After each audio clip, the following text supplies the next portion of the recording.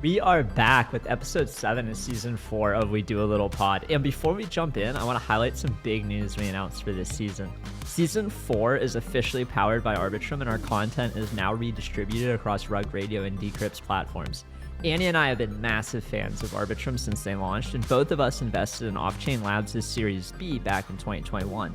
This is a full circle moment for us, and we couldn't be happier to partner with Arbitrum for this season. If you've never felt the frictionless transactions at lightning speeds on the world's most decentralized L2, what are you waiting for? Head on over to portal.arbitrum.io to check out their growing ecosystem where you can explore 600 plus apps and even participate in missions to earn points. Without further ado, let's dive into this week's episode. In this week's episode, we did a little something different. We took the man who's usually behind the camera and we put him in front of it instead. We sat down with our producer Weesh to dive into how he fell in love with art and became a collector, how he met Andy and fun childhood memories together, his biggest wins in crypto, and so much more. As always, this podcast is for entertainment purposes only and should not be relied upon for investment decisions. Andy, Dees, and guests may be invested in companies or tokens talked about on this podcast. This is Andy. Yeah, I'm Dees.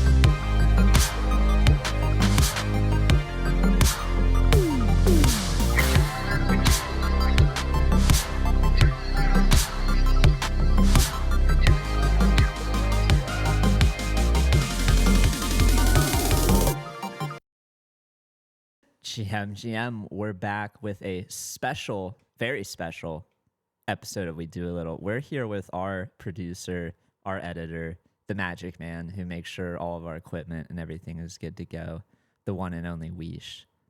Weesh, how are you doing? I'm chilling. I'm okay. I'm good. This is weird. This is gonna be very strange to edit this episode. Maybe one of you guys should edit this episode. So you never edit your own voice? No, literally never. Like I don't think I've ever talked about myself for more than like an hour. This is gonna be a unique conversation because you and Andy go back further than just about. You go back further than anybody else we've had on the podcast.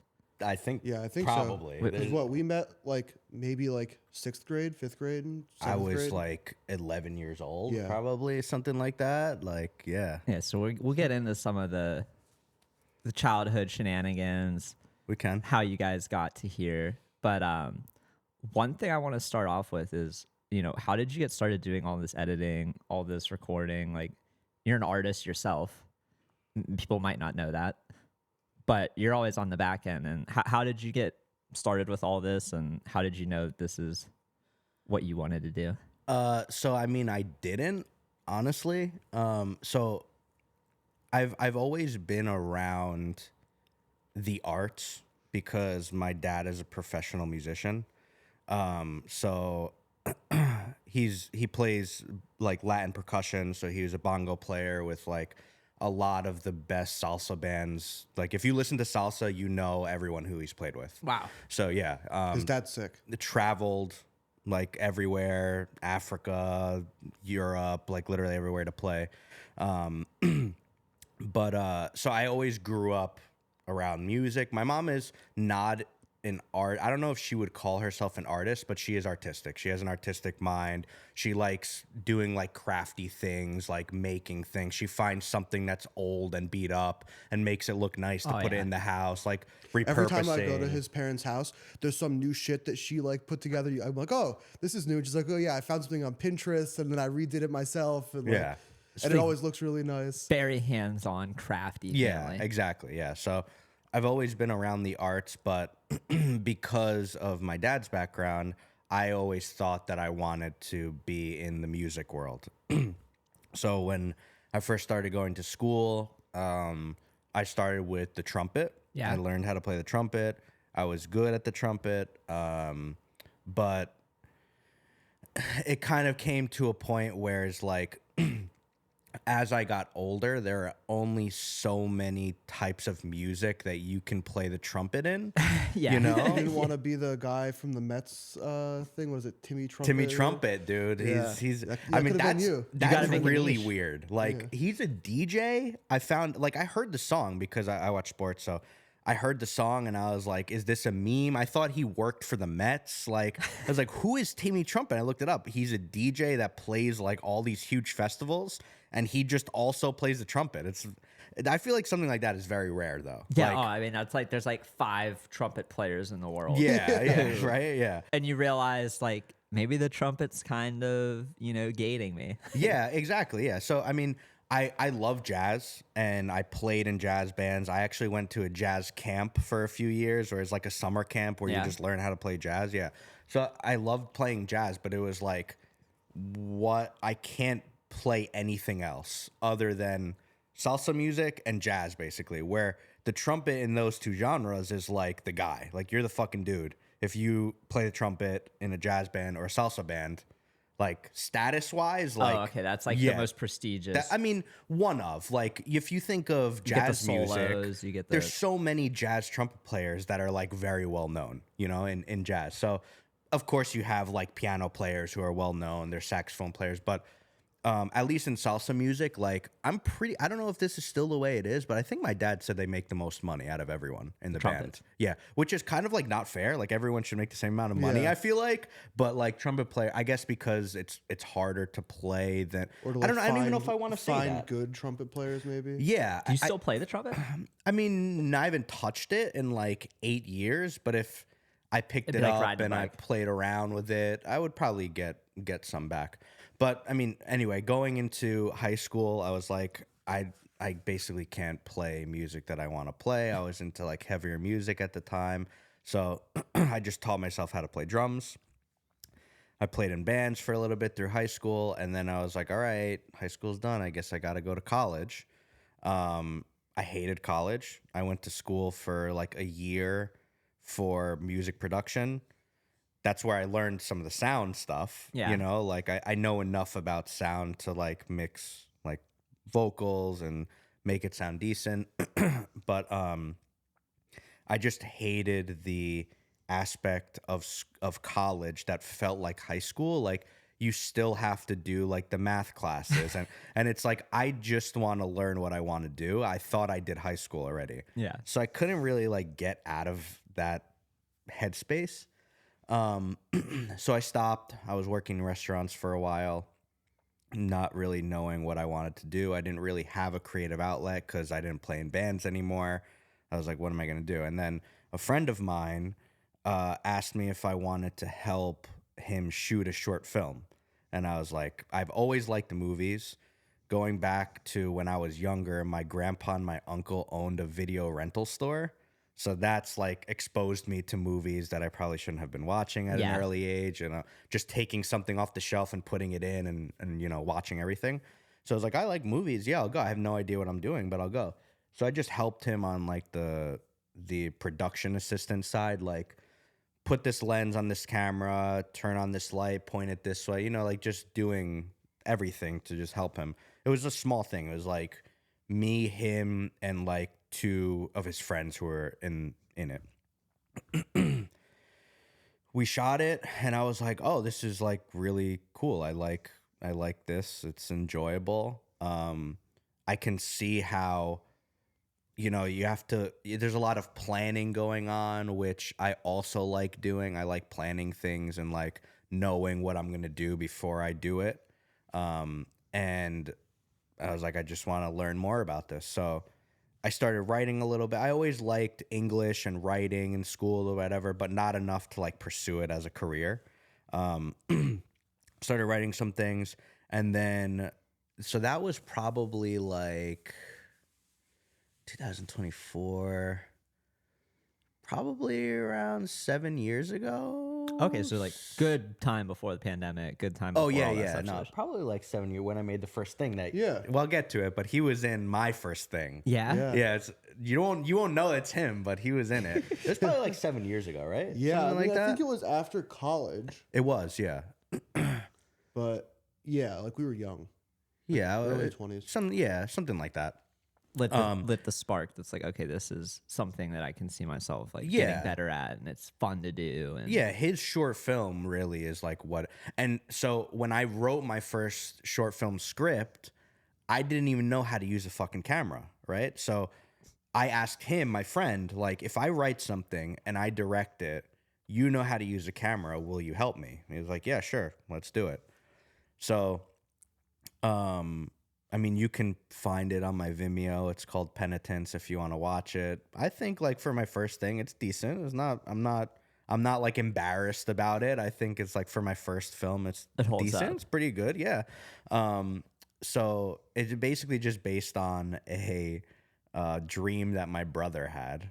So I really don't remember my dreams too often, but my brother has vivid like nightmares, honestly.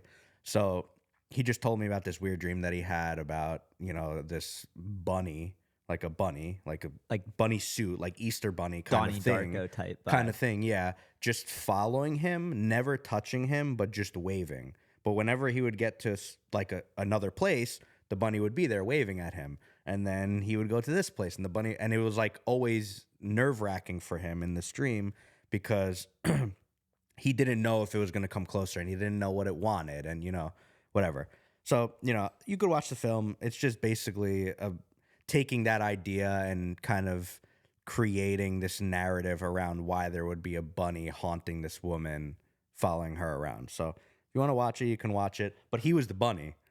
So I found a friend of ours from church. Her dad ran a church and had an Easter bunny costume, right? And it looks fucked up, honestly. Like if you look at it, it's not like a nice Easter bunny costume. It's like messed up ears, like one of the eyes is sagging. It's not like beat up, but it doesn't. I don't know. Maybe you feel different. It's kind of creepy, yeah. Yeah, it doesn't give you comfort. It's not like, oh wow, the nice Easter bunny. It's fucking weird. Like I don't know if kids would be like, oh, I don't know, whatever. So I borrowed it. I told him to put it on and just wave. And so if you watch it on my Vimeo, I'm an actor. He's the fucking guy. But yeah, I mean that was kind of like the beginning of the interest in cameras. And then I didn't go to school for it. I like telling people that I went to YouTube University. It's the best university. That's it, dude. Like you can probably, if you're an autodidact, you can learn more off YouTube than you can in school. Dude, yeah, and it's free. That's the best part about it, you know, like. And if you don't like class after 5 minutes, you could be like, I'm leaving. Yeah. There's no like, oh, I gotta wait for 45 minutes. Go back to tomorrow. Yeah. I mean, the thing is like to do something like that, you really have to want to. Yeah. Right. You know, like you can't. Like with school, you're kind of trapped in the point where you're like, oh, I spent all this money, I have to go, and then you're kind of like forced to learn even if you're not into it. But YouTube, you know, you're distracted. I want to play video games, whatever. But I cared enough to like really try, and I'm still learning, honestly. Like I still look at YouTube videos. Oh, yeah. I need to get better at this because I don't do this as well as I want to. Watch YouTube, and it's just like the more stuff there is, the more there is to learn.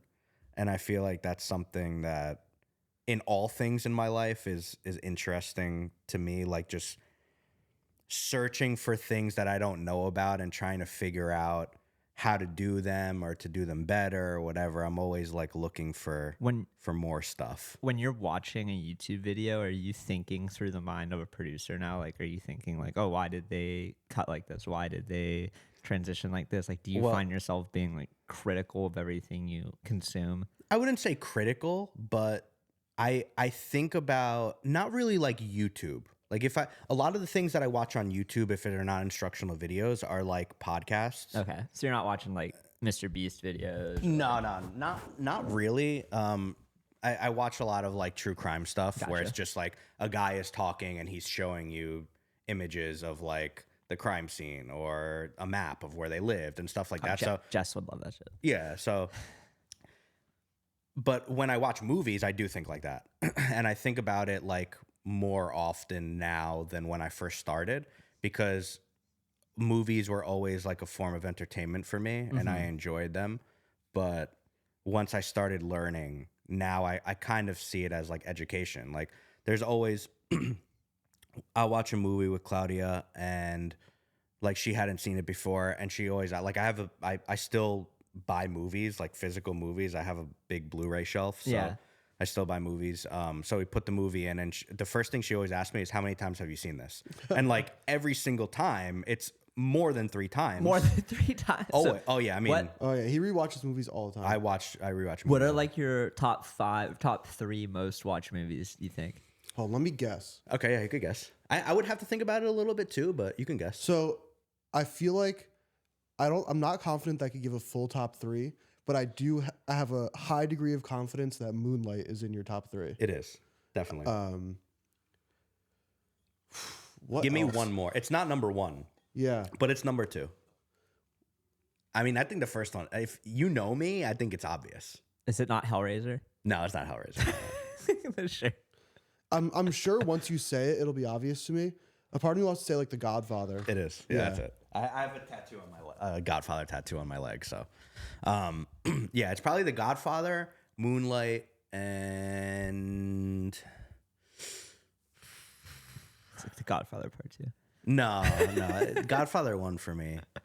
I don't know. I would have to really think about it more, and I don't want to just be like sitting Yeah, here was thinking. the Godfather one of those videos you talked about as a kid that you probably shouldn't have watched, but you watched it really young? Yes, definitely. The first movie that I watched when I was probably too young was Jurassic Park. Oh, okay. That was like the first one where I remember like, Holy shit. this is fucked up and I like it. You know, And like I like it. Yeah, I remember like there's this one scene where the guy is like shitting on the toilet, like in a porta potty, and the wind blows it away, and a T-Rex just fucking eats. Yeah, just fucking eat. And I was like, whoa, crazy. It's funny. I have like my parents' first landlord when they had me is now like she's like a 90-plus-year-old Italian woman who basically like helped raise me. Like I call her Nonna. We're not Okay. related, but she's like my grandma. She was around all the time. Yeah, she would always watch me when my parents were at work or whatever because we lived right next door to her. And she always tells me like you would always want to watch Jurassic Park, and every time someone would get eaten, she would cover her eyes, and I was just like, my eyes were wide open as a kid, and she was covering her eyes because she didn't want to see it. So that was a sign early on that maybe you had a unique taste. yeah, definitely. Yeah. Yeah, I feel like mean, my first movie like that was Jaws. I mean, yeah. Where I remember like there were a few. My dad is really into movies too, and like he would always want to show me movies when I was probably a few years too young. And there were a few times my mom would come downstairs and be like, "Phil, what are you showing Andy right now?" And so like, and she would always come down at the worst possible time. Of course, always. And so we're watching Jaws. I'm like, I don't know, 5 years old, 6 years old. 5. And you know the first scene in Jaws when it's just a woman getting murdered by a shark for like 5 minutes straight. roll like this. And she comes downstairs and I'm sitting on the floor like, my mom's like, "What are you watching?" Yeah. And then the same thing happened again with Lord of the Rings. I'm like, the first Lord of the Rings came out and we were like, what, 7 years old? Yeah, young. like And she comes 2000. downstairs and it's just immediately an orc getting decapitated. Yeah. Yeah, I feel like you have to have a certain type of taste for that stuff. Yeah, my dad was probably very similar to the, let's just put on whatever. Like my dad was like, yeah, Big Lebowski. Like you're like 6, movie. like you don't get any of the jokes. Yeah. Let's put it on. So the funny thing about that is like my parents were more on the conservative side when it came to that stuff. Yeah. But my uncle, I told you a story before the podcast uncle, about yeah. my grandpa.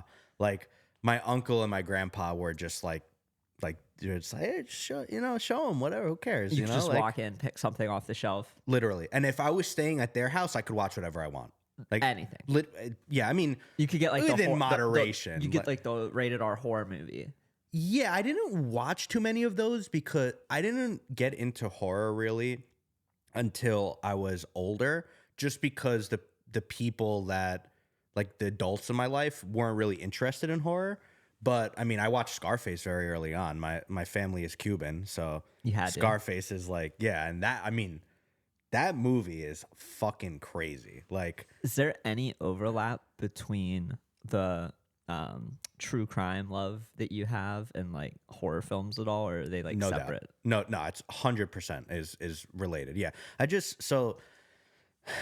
we could talk about this if you. We'll get into like crypto stuff too, but I'm always drawn to controversial things. Okay. I've always been that way, and I think it's because of my grandfather. My grandfather is like very loose with his tongue, raunchy jokes, like lets he's it a fly. smart ass. Yeah. So I definitely get it from him, and like the things that I find funny are usually like crass or crude or like vulgar. Yeah, like I like things that push boundaries, and in horror, like that is almost the point of horror, is to like see how far you can push people's mind and like make them react and stuff like that. You're gonna say something? No, I don't think I thought you were gonna breathe, because I thought you were breathing like you were gonna say something. Yeah, no. So I've always been interested in, like, because violence is like such a part of humanity, I feel like I'm more drawn to violence rather than like, say, like nudity or stuff like that. Like, it's just the way that we perceive violence is just so interesting to me, because like seeing, like, okay, perfect example, Lord of the Rings, right? Yeah. PG-13 movie, people getting fucking decapitated, arrows through your face, like blood everywhere. PG-13. One nipple comes out of a shirt, rated R. It's just like, it's so fucking weird how violence is just so normal to us that it's just I've always been drawn to that, like. And also, like, I think seeing an orc's head get decapitated is fun. It's cool. Like, It's cool, and it's like, it's not real. Yeah, exactly. It's like the orc isn't a real thing. But if you want to keep going into it, I think then it eventually transitioned into the real stuff. Is like, oh, like orcs getting decapitated isn't just like made up. That stuff exists because there were people in wars that used to get decapitated with swords. Yes. And that's where the idea came from, And it's like then going into the history of violence, and then, just everything like that is just, it's super interesting. Well, then to the me. true crime stuff, it's like some of those stories are so bizarre. You're like, how is this real? Like, Exactly. I mean, Dahmer's a, really popular example, but when you're like, wait, like there was like parts of people chopped up in his fridge and freezer, like that was real. Yeah, like there's this movie. I watch like really dark, messed up movies. There's a time like when I first seriously started watching movies where I was just like, especially like after I stopped going to church and stuff. Like I had this little rebellious state. We could talk about that. Yeah, too. I want to hear about these movies. Yeah. So there was like this rebellious time where I was like, fuck God, he's not real. I'm gonna watch fucked up shit. Like because I that's how I know Andy. Like I'll just say from church. I know Andy from church, and I was someone who wasn't like, my parents weren't aggressive about like going to church, but they would go, they enjoyed going. They brought me, and then eventually I started saying like, okay, this is just what I knew, right? So I'm going to keep going, whatever. As I got older, I started thinking a little more, reading books, and I was like, I don't know if this is real, whatever. And then the resistance that I got pushed me farther away from church, because then it's like, oh, you shouldn't. And it's you like, can't do that. But why? Why can't I? Because like I've only been exposed to going to church, so why can't I see the other side? Like I feel like if I was, and this wasn't my parents, this was like a lot of the peers that we had in church was like, you can't do this, you shouldn't do that. And then that made me think like, why shouldn't I do these things? And then it pushed me away.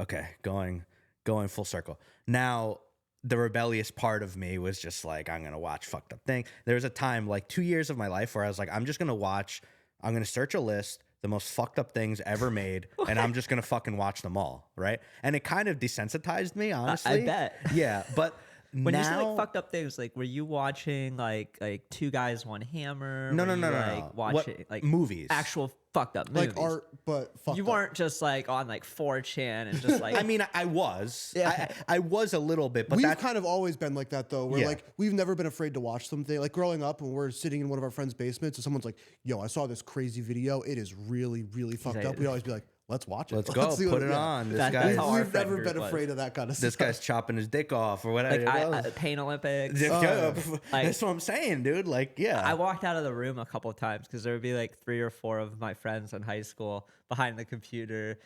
Pain Olympics, the 2 guys, 1 hammer. 2 girls, 1 cup was one that's like, Disgusting, bro. What are we doing? Absolutely fucking disgusting But shit. what were some of your favorite fucked up movies? Like, do you have anything that stick with you through that phase that's like you go back and watch it with nostalgia or excitement, or is it just like you experienced it all and now you compartmentalized it, Dude. and it's just like in There- this so there's a line, right, where like have you seen Hereditary? yes. Okay, so Hereditary is like towing the line of like your average person is going to be very disturbed when they watch this, but it's not like it's not going to like punish you. You know, you're not going to be punished like feeling like someone who's sitting there watching this and you're like, wow, I don't even know why I'm alive right now. Like those are the kinds of stuff that I was watching and that I'll probably never watch again. For me, it was always like, it's probably weird because I don't do good with gore. Okay. But it was like the Saw movies. Okay, Like, I yeah, I could mean- watch the more fucked up in premise movies that weren't like, here is somebody's body getting punctured by needles, or Okay. like, oh, we need to get the key from behind your eye. Right. You got to cut your leg off. God, It's those like, movies are fucking good though. So that stuff I do like. Okay. And if you can believe it, the stuff that I was watching is worse than Saw. oh, I bet. It's I bet. heinous, like truly heinous. Were they shit. like older movies from like the 80s and 70s and 60s? There were some of those. Like there's like an exploitation era of cinema where it was like, you know, exploitation films was like literally a genre. Whereas like, you know, there's one that I remember that I actually think is good, but I don't recommend anyone watch it, called I Spit on Your Grave. And it's basically like it's an hour and 20 minutes long. The movie starts with a woman like just going on vacation in this town, and these guys just see her and say like, we're just gonna and it's like 15-minute rape scene. But the reason why I like it is because then a lot of these exploitation movies, the trope is revenge, right? So the beginning of the movie is very punishing as a viewer. Like they want you to feel like disgusting and they want you to be upset, because then when she goes after them and she kills them all, you're like, fuck yeah, go get them, you know, whatever. But, you know, revenge is a common trope in movies in general, whether extreme or not. But yeah, I mean, a lot of the stuff is like I mean, Human Centipede is a well-known one. Yeah, I can't. Yeah, I mean, it's movies like that I watched at that time that, you know, there's Fucking Human Centipede. I forgot about that one. I remember being on my friend's couch. Like, I can almost go back to like where I first saw it. Like sitting on his couch. yeah. The 3 of us, midnight. You know, the only people up in the house. His family's sleeping. We're like, oh, let's watch Human Centipede. Yeah, I And don't. it's like, I oh, they're don't know. shitting in each other's mouth. Yeah, exactly. Jesus Christ. I don't know if there's many people that are watching that and saying like, I love that film because of what's happening. I think a lot of people who you meet that say I like movies like this are because of what I was saying, that they like push boundaries, right? They do things that are considered, you know, you shouldn't show people eating each other's shit sewn at the mouth to ass, you know, like, but the thing is like, why? not? It's like, so things that are like exploitative or extreme or push boundaries are like kind of my favorite forms of art, I want to say. Have you thought about any short films or longer films that you want to make around similar themes? Okay, so I don't know if we'll cut this after, Okay. because I'm not 100% sure if I actually want to do it. Okay. But I had an idea. So I'll tell you my thesis on movies and crypto. It's extremely hard to do because when you shoot something that's like Hollywood movies are shooting at 12K resolution. Yeah. Like their file sizes are ridiculous. They need server rooms to store their footage, right? So if you're going to make something and you're going to say, "Oh, I'm going to mint it on the blockchain."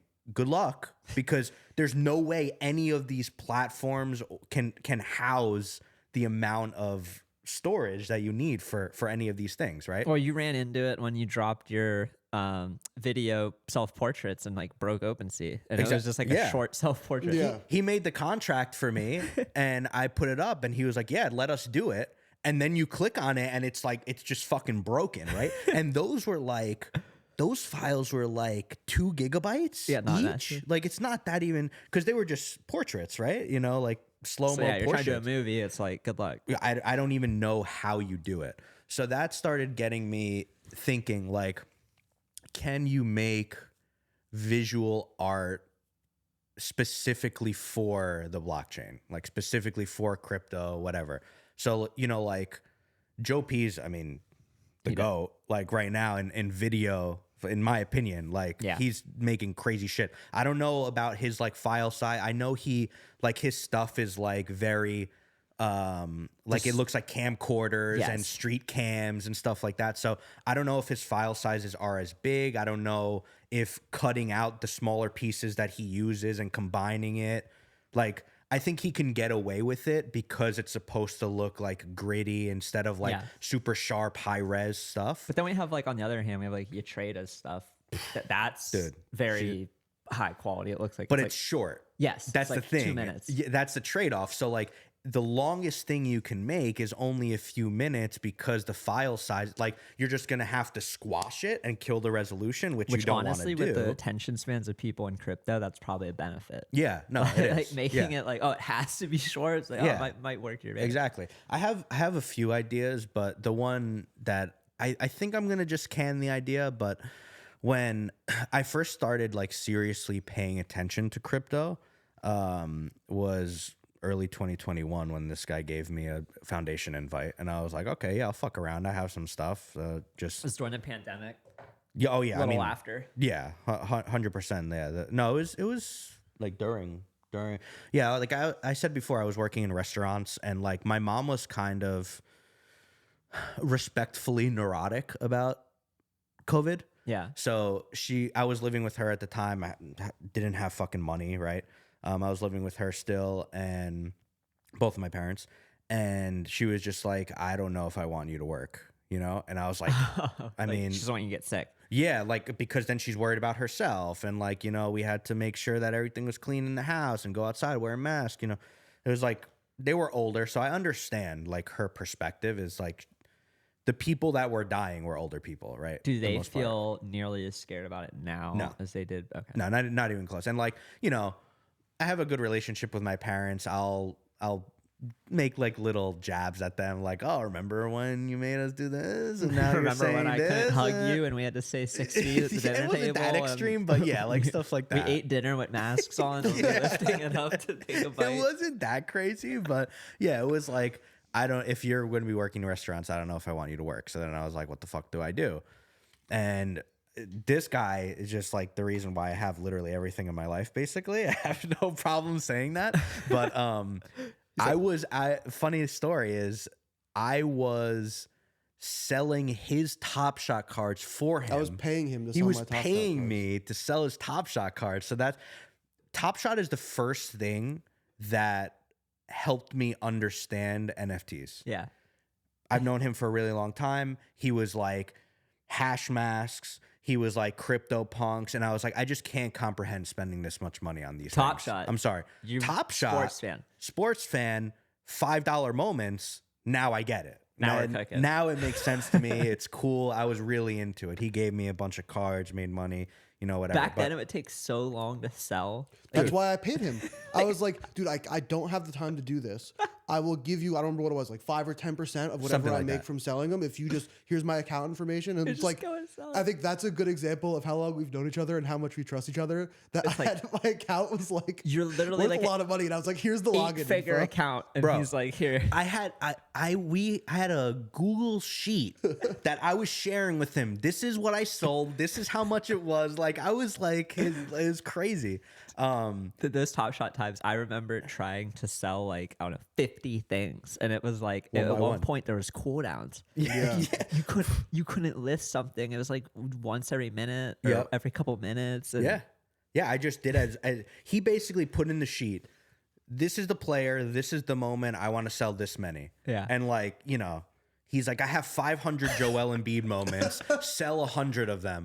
And I'm like, all right, one by one. It would take like 100 days to sell that. Just fucking all day sitting. But I didn't have money. And it was like an easy way for me to make money. And I was learning, you know, like I think I made a pretty good amount of money. It's a like win-win. aside from Andy. Because he wasn't going to have time to sell it. Exactly. Trying to build shit, trying to trade other shit. Yeah, exactly. And like, and it was just a very unique experience. Like the Cool Cat, you remember Cool Cats, right? The Cool Cats Top Shot pack? Yes. Yes. Dude, I made a lot of fucking money off of building that thing. Yeah, the Luka. Trying to get the LaMelo. Yeah, it's crazy. Like I held all that shit like an idiot. yeah. I traded ETH for all of them and then got the LaMelo, held the LaMelo.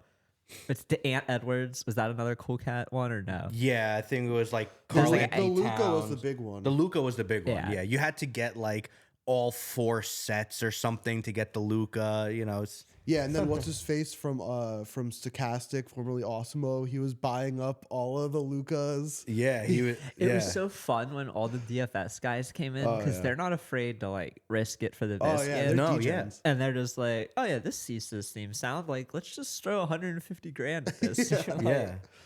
Holy shit, the price is just quadrupled. Crazy, yeah. And it's funny too, when he first started in Top Shot, Did he try to get you involved when he started? Yes, but I was like, I can't. I always with all of our friends, we have like a group chat of it's a lot of like my friends from college who then like because we all played League of Legends together, Yes. he just became friends with all of us.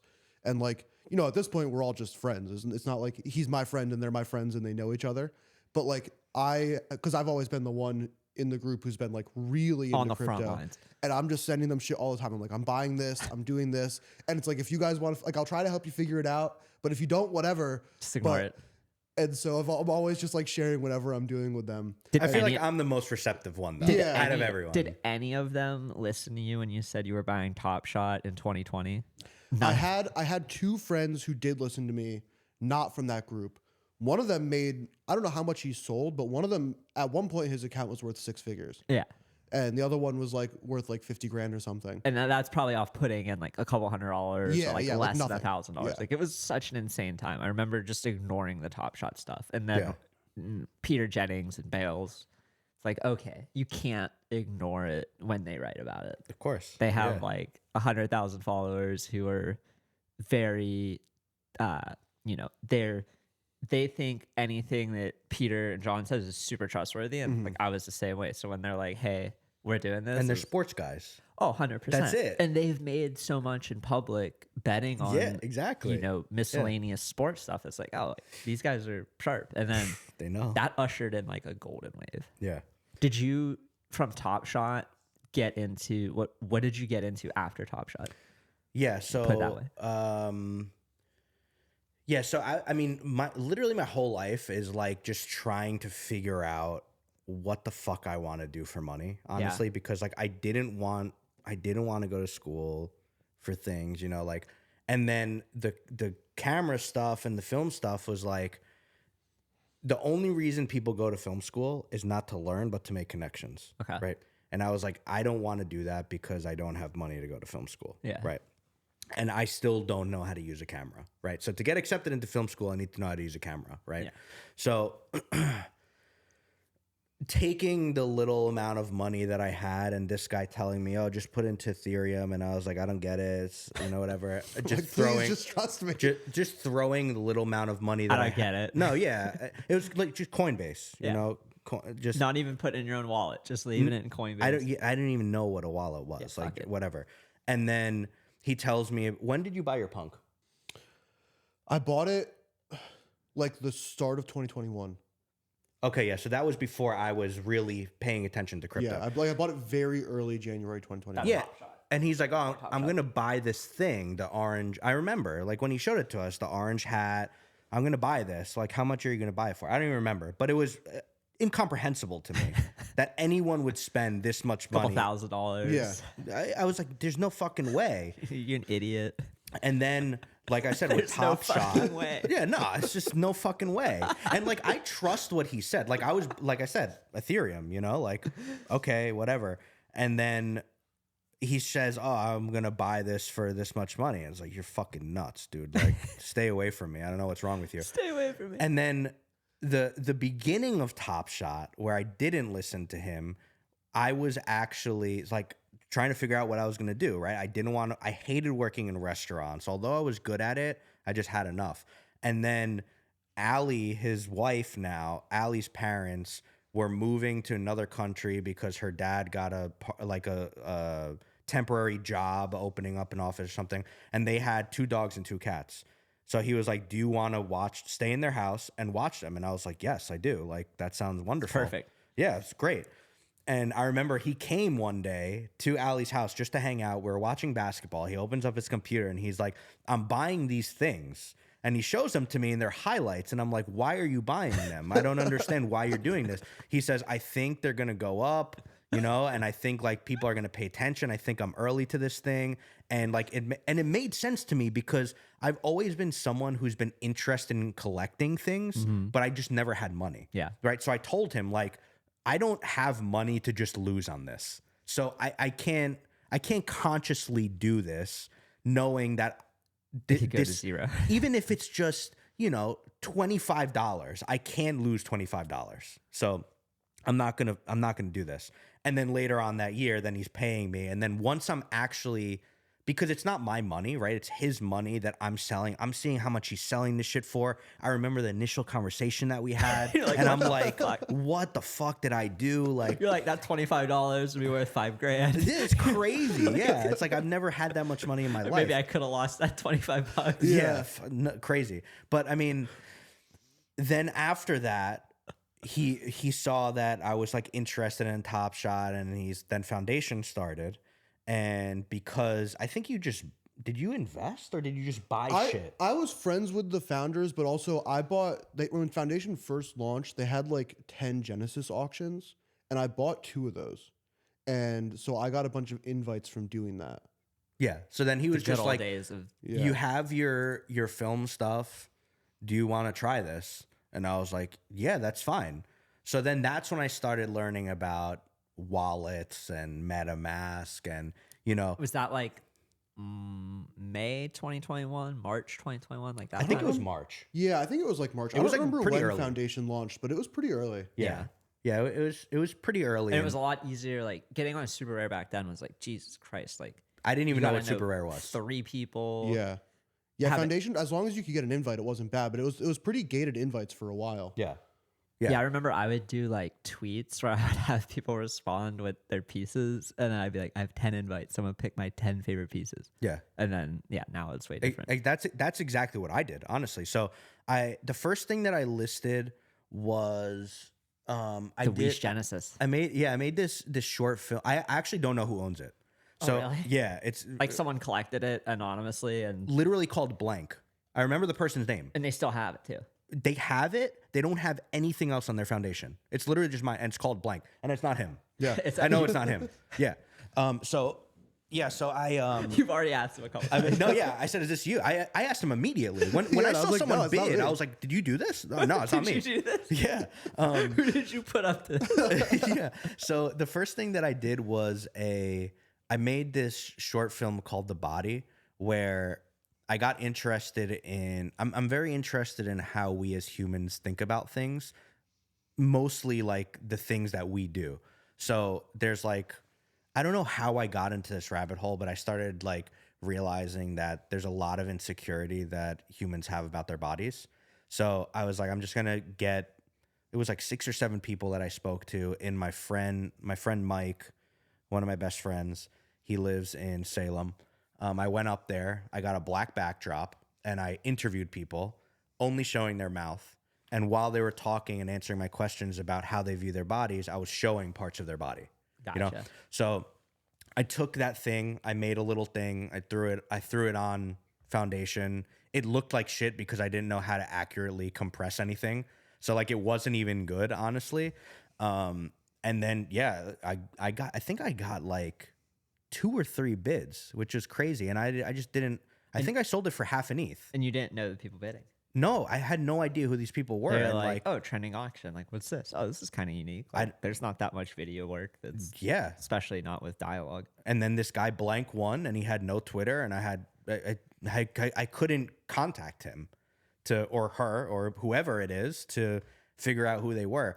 And then once that happened, then Foundation just started pouring invites at me. Like at some point I had 30 or something, like some crazy amount. Did you feel like you had to give them out? Yeah. Well, then I was asking him, like, I don't know anyone. And he was like, just go on Twitter and start following artists and just find people. And then that's when I really started paying attention to crypto, because then there were so many people. There were people selling Foundation invites, and I was like, I'm not doing that. Like, it was like exactly like you said. Share your art with me. I have 10 invites. I'm just going to pick my 10 favorite ones, and I'm just going to send you the invite, and that's it. And then because of that, everyone wanted them. So then they're retweeting my tweet, and then these people are following me, and then those people are following me, and then I'm making this connection, and I'm like, wow, there's so many great artists. It was like hard to pick everyone. Oh yeah, it was definitely like I was playing favorites. Yeah, I was like, I talked to you on a space, and like yeah. Luckily for me, I didn't know anyone. So I was genuinely just picking my favorite ones. It wasn't like hard for me to decide, like, because, oh, I know this person, I should probably give them one. I didn't know fucking anyone. And it was just like, Andy, can you retweet this? Retweet it. Just like, I have 500 comments, and I'm like, holy shit, I've never had engagement like this ever in my life on social media. Crazy shit. So then, then I was at the point where, since he's telling me to buy Ethereum on Coinbase, all of a sudden, I'm buying a few $100s over this period of time. And now all of my money is worth a lot of money. And I'm like, holy shit. You're like, wow, the token went up. Yeah. It didn't go The up. fundamentals have appreciated. The technology is looking really strong.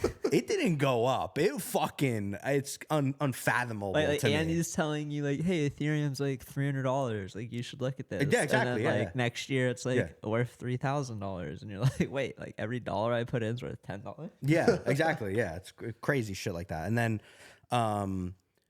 I was like just overwhelmed by as much, like all the art that I saw, How 6th grade, Andy's dad is preacher, pastor. How do you meet Andy? I think I was younger than 6th grade. Yeah, it was young. It was like 5th or 6th grade, something like. So we met. Yeah, it might have been. I think I was in 5th grade and you were in 6th grade. Something like that. Because he was a year older than me in school, even though we're like very close to the same age. And he was living in like a different town from me at this point. And so we would just like, hang out at church, but like it was, we were friends at church and that was kind of it. Yeah, you could see each other on like what, Sunday mornings? Yeah. Or like youth group on like a Thursday night or something. And that was like, I won't steal the entire story here, but that was like a lot of our friend group growing up was people in the church. Yeah. And then when did your family move? So then eventually his family moved to my hometown. When was that? Yeah. So I don't remember why we went to his church. Like you were driving a good amount of time to go there because you didn't live in that town. No, it wasn't very far, but there was just something. So, okay. If you don't know, churches are fucked up. Okay. Especially in like the normal non-denominational Christian world. Churches are fucked up. So there's always problems. I don't remember exactly what happened that caused my parents to leave the church we were going to. Okay, so they had their family church before finding. Yeah, exactly. And somehow they found Andy's dad's church. I was young. I don't remember. They were like, oh, we're going to go to a new church tonight. Wasn't a Google review at the time. Yeah, I have no idea. Probably a friend of a friend or something. Maybe. My dad's church is like very multicultural. So there are a lot of Hispanic people and just like non-white people. Gotcha. So that could have been it, but I don't even remember. But we went to the church, and then I'm very okay with admitting that I am introverted and I'm not really someone that's going to go out of my way to start a conversation with someone I don't know. Yeah, honestly. But my parents are just like, all right, you can't sit in here with us. You have to go to the Sunday school, whatever. Yeah.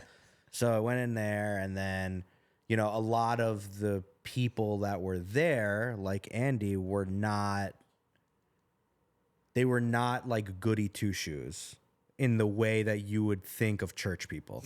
Like, we'll get into it, but pranking our youth group we caused some chaos. Yeah, we were not like, oh, good Lord. Yeah.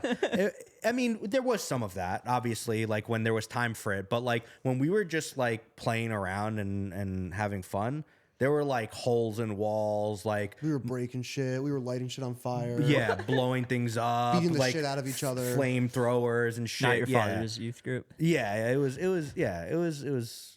But that's kind of why I liked it, you know, and that's why I continued going, because it wasn't all like, okay, let's open up the Bible and let's read, you know, it was fun. I had a good time, like aside from the Jesus Bible stuff. So then I moved, I was living in Carlstadt, New Jersey, and I guess like the high school was a regional high school and it wasn't that good or whatever. So then my mom asked his parents, like, oh, the school is good. Yeah. Fairlawn, where we went, has like a really good school system. So my parents were looking to buy a house at that time. So they looked in Fairlawn. They found a house. I moved. So I was a freshman in high school when I moved to his town. Yeah, I mean, as far as like... Did you play any sports together? I played No. baseball, Okay. but he didn't play baseball. Yeah, Your I played football. football and volleyball. Yeah. But we would play basketball like at like the rec center all the Yeah, time. for Gotcha. fun. Yeah. I wasn't allowed to play football because my mom, God bless her, didn't want my brain scrambled.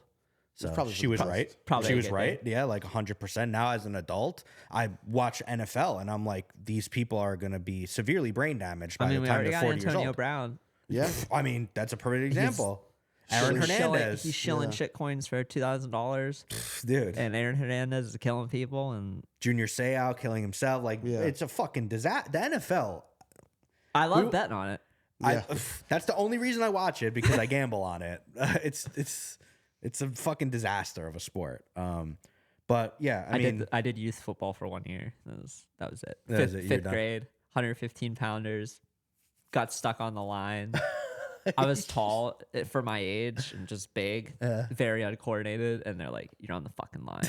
A year later, I was like, "I'm out." You're getting bowled over, or were you able to hold your ground? I was able to hold my ground a little bit. I was tackle, Okay. so like it was either they were clearly in better the than me middle. and they got around me and it was my fault, Yeah, or yeah. like I could just hold Stand it. in front of them. Yeah, exactly. There was no in between. There you go. And then after a year, I was like, if I'm not getting the ball, like, why am I playing this sport? Like, Yeah. but I don't miss it. I'm glad I did. I would have got fucked up in college. Yeah. Like, if played in high school, I would have got fucked up. I remember when this guy got a concussion in high school. I got really His bad brain was concussion. soup, dude. Yeah. He couldn't even fucking spell. Yeah. When was this? What year? He still can't spell. No, but But he never hasn't could read a spell for book what it's since. worth. yeah. So it was senior year of, it was like early senior year of high school. I'm sure I got concussions prior to that, but this But was this is like the first one. this was my like only one that I can remember that was like really bad. And it was, so this is how I like remember the story to explain how bad it was. I had taken the SATs junior year one time without studying. I was just like, I'm going to take it once, see how I do, and then I'll study for it again and take it senior year. Yeah. And do better because I'll have studied, I'll have done it already. Surely I can't do worse. Yeah. The SATs are on a Saturday. I'm playing a football game on Friday night. I was a defensive end. And like when you're playing defensive end, if no one blocks you, what you're supposed to do is run down the line because they're going the other way because no one blocked you. And so I'm like running down the back of the offensive line, and we're playing a team. My high school football team was awful. We were so fucking bad. And we're playing a school that's way better. And their fullback comes and just like his helmet to the side of my head just levels the shit out of me. So you're running down the line going that way. Yeah. He comes like T-bones you. Yeah. Cracked him. Just I didn't see him at all. Just fly to the ground.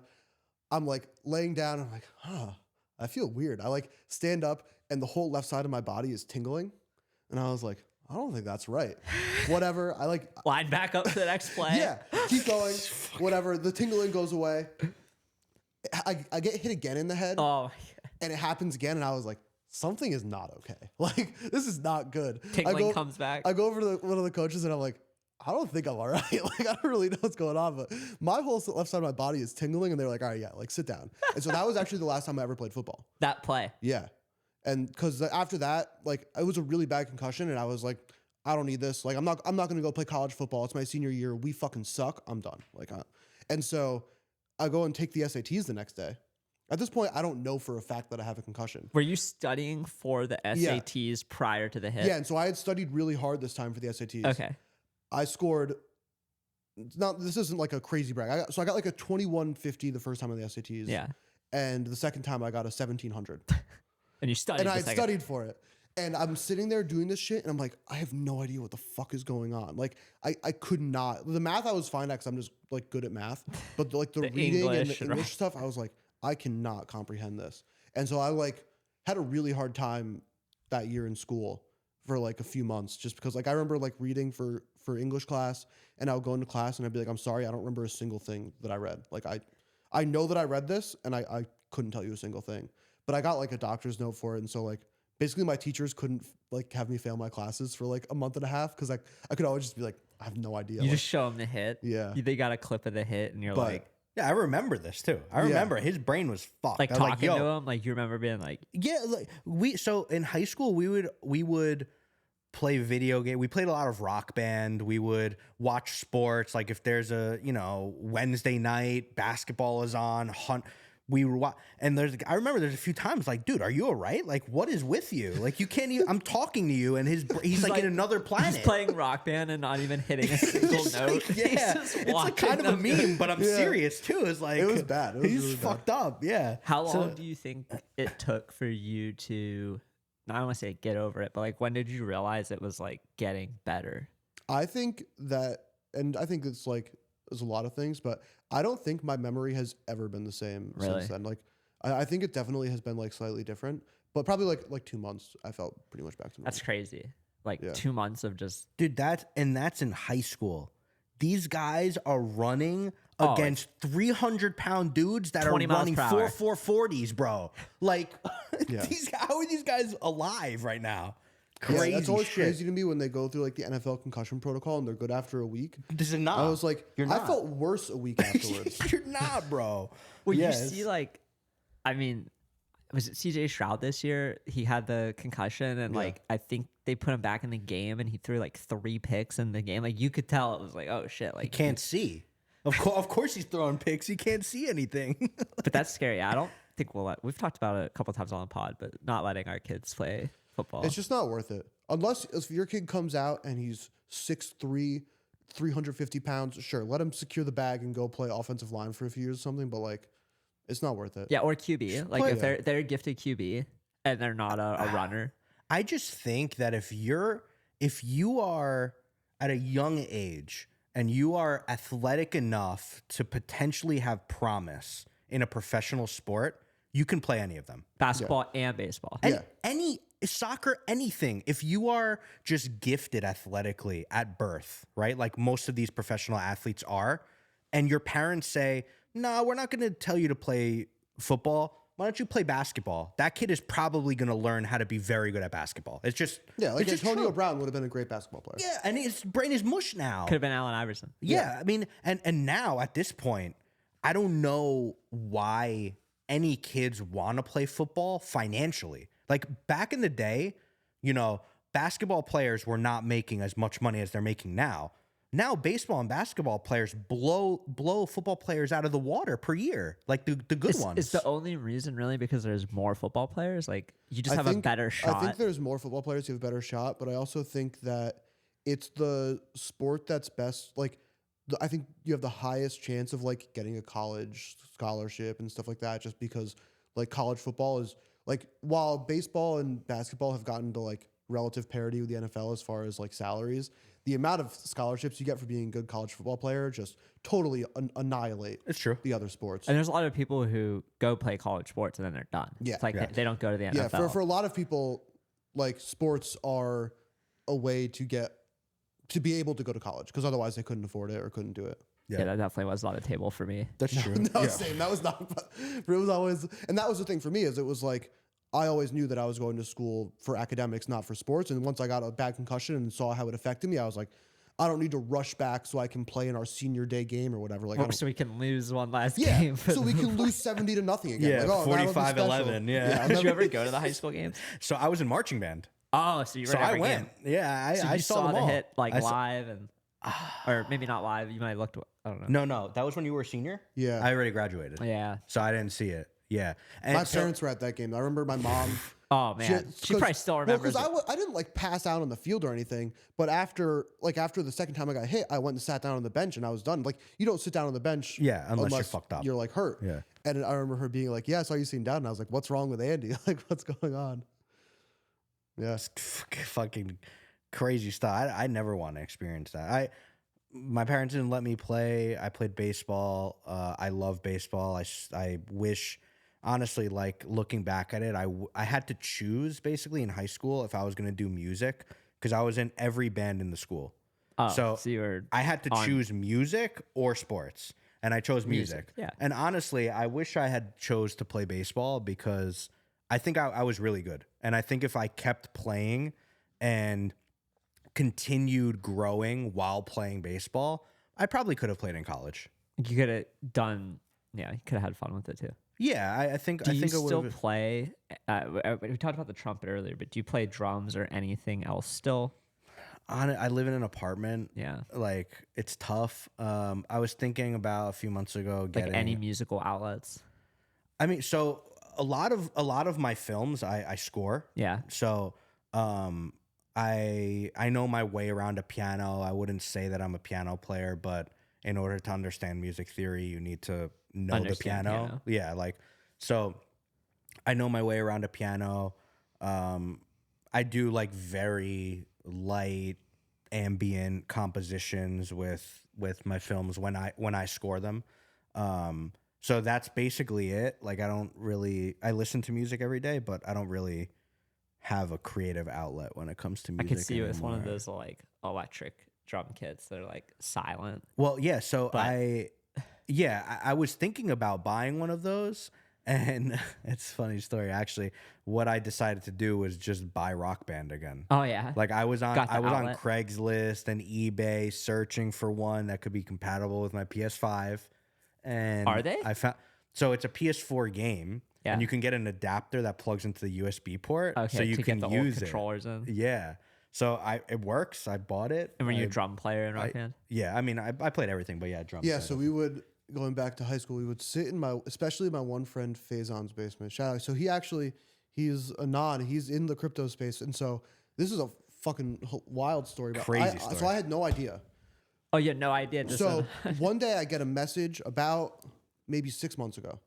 I get a message on Twitter saying, "Yo, you probably don't remember me. I'm Faison from high school and growing up. We were basically neighbors." And he was like, "I was watching your podcast with Deez and I saw your face and I was like, oh, holy shit. Like I've been following you for years." I was like, "Oh, you're Andy." And he had no idea. And I was like, one, of course I fucking remember you. We would hang out He said every day. that? Yeah. He was like, "I don't know if you remember me." And I was like, "Dude, we hung out every day in hung high out school." at his basement. Fucking Like- Faison, bro. We would play basketball all the time. We would sit in his basement and play Rock Band. So he'd been following you on Twitter for like a couple of years. Yeah. And I had no clue. Crazy. It was so Crazy. funny. Yeah, and then he So- texted me. Yeah. And I was like, "You got to text Lewis. Like he's in crypto I'm in stuff crypto. too." Dude. Yeah. Bring the whole gang back. Like, Yeah. fucking playing Rock Band. So what instruments did you play on Rock Band? Like Andy I was bass. So I've never been. So like basically going back to like church stuff, we had another friend, Chris, who we were really good friends with, who he and Lewis were always in like bands when we were in high school and stuff, playing music. guitar and drums. And I was not. I would just like go and hang out with them. I was never very good. I took piano lessons growing up. My grandparents are like really, really musically talented. But I've never really had that itch. And so I would play bass because it was the easiest. Yeah, yes. And like, I don't have a very good sense of like, I've tried to play Rock Band drums. I honestly think if it was like, you have to like score above 80% on this song in Rock Band drums or you die, like I would just die. It'd be over. I don't have the rhythm, the bass pedal. No. Hitting the tops with the bass pedal at the same time. It I was a bass doesn't player work as in well. my head. Well, I always tell like Did anyone sing? when I mean, I Yeah, sang a little bit. We would make Faison sing sometimes. So yeah, We would, Lewis would sing sometimes. We had a friend Alex who would sing sometimes. I couldn't sing. Yeah. one of the best memory. I don't know. Should you tell the Ricardo story? Ricardo. Okay, so our friend Ricardo is very interesting. I'm gonna tell him to listen to this because anything that I'm about to say, I will gladly say to his face. Shout out Ricardo. He's a very special human being. We love Ricardo, but he was a weird dude. He still is, and in high school, he was a weird dude. And so, like, I think a good way to put it is, you know how in high school, like, every grade or every school has, like, the kid who everyone jokes has a hit list? Yes. He was that kid. Oh, okay. that was Rick. Yeah, He's wearing like trench coats and boots and like more leather jacket. Like he had this leather jacket Didn't that he keep his fucking hair loved. cut really nice. Was kind of unkept. He had, like, short curly hair. Okay. Short curly hair. Yeah, he He had was a just list. like Something about him was... Yeah, I mean, still, like he's Still weird. has the list. He's genuinely harmless. Like Yeah, he's a really nice guy. He's nice, but he's strange, which is probably why I like him so much. Is because I was saying But before, you're a stranger watching these films. Dude, honestly, that's one of the things that I bonded over with him was like not really the extreme movies, but he likes movies a lot too. So I would and video games. So I would bond over him with that. But anyway, like we got him to sing "Bring Me to Life." Oh, by Evanescence. Oh, I love that song. And yeah, I mean, great song. Yeah. Your average person would sing in like your range, right? Yeah. Ricardo's idea of singing this song is I need to sound like Amy Lee. Ricardo Lee. So he was just really high. It was just the weirdest fucking experience. I'll never forget that experience, hearing him like actually sing the song in falsetto. It was one of just those things where you start playing, you start singing, and we all started laughing. We were like, "What is going on?" Like, dude, and he was serious too. Like, it wasn't like a bit. No, it wasn't a bit. So yeah, I mean, we had a lot of good times. I also had the worst stomach ache of my life while playing Rock Band due to Faison. So we ordered pizza. Listen to this. We ordered pizza. And back then, you're young. I don't really enjoy ranch anymore. Okay. I'm a blue cheese guy, which disgusts him. Yeah, I hate blue cheese. But we would always dip our pizza in ranch. Like we're getting shithole pizza, like Pizza Hut, Little Domino's, Caesars, yeah. Papa, disgusting shit. And we're dipping our pizza in ranch, right? So because we're poor too, we're in high school. We're not. You can get ranch from Domino's, but they charge you for it. We're not Faison, go upstairs and get me the ranch that's in your fridge, right? I eat it. I'm like, this ranch tastes weird, but you fuck it. I mean, whatever. Fuck it. I'm going to just eat it, right?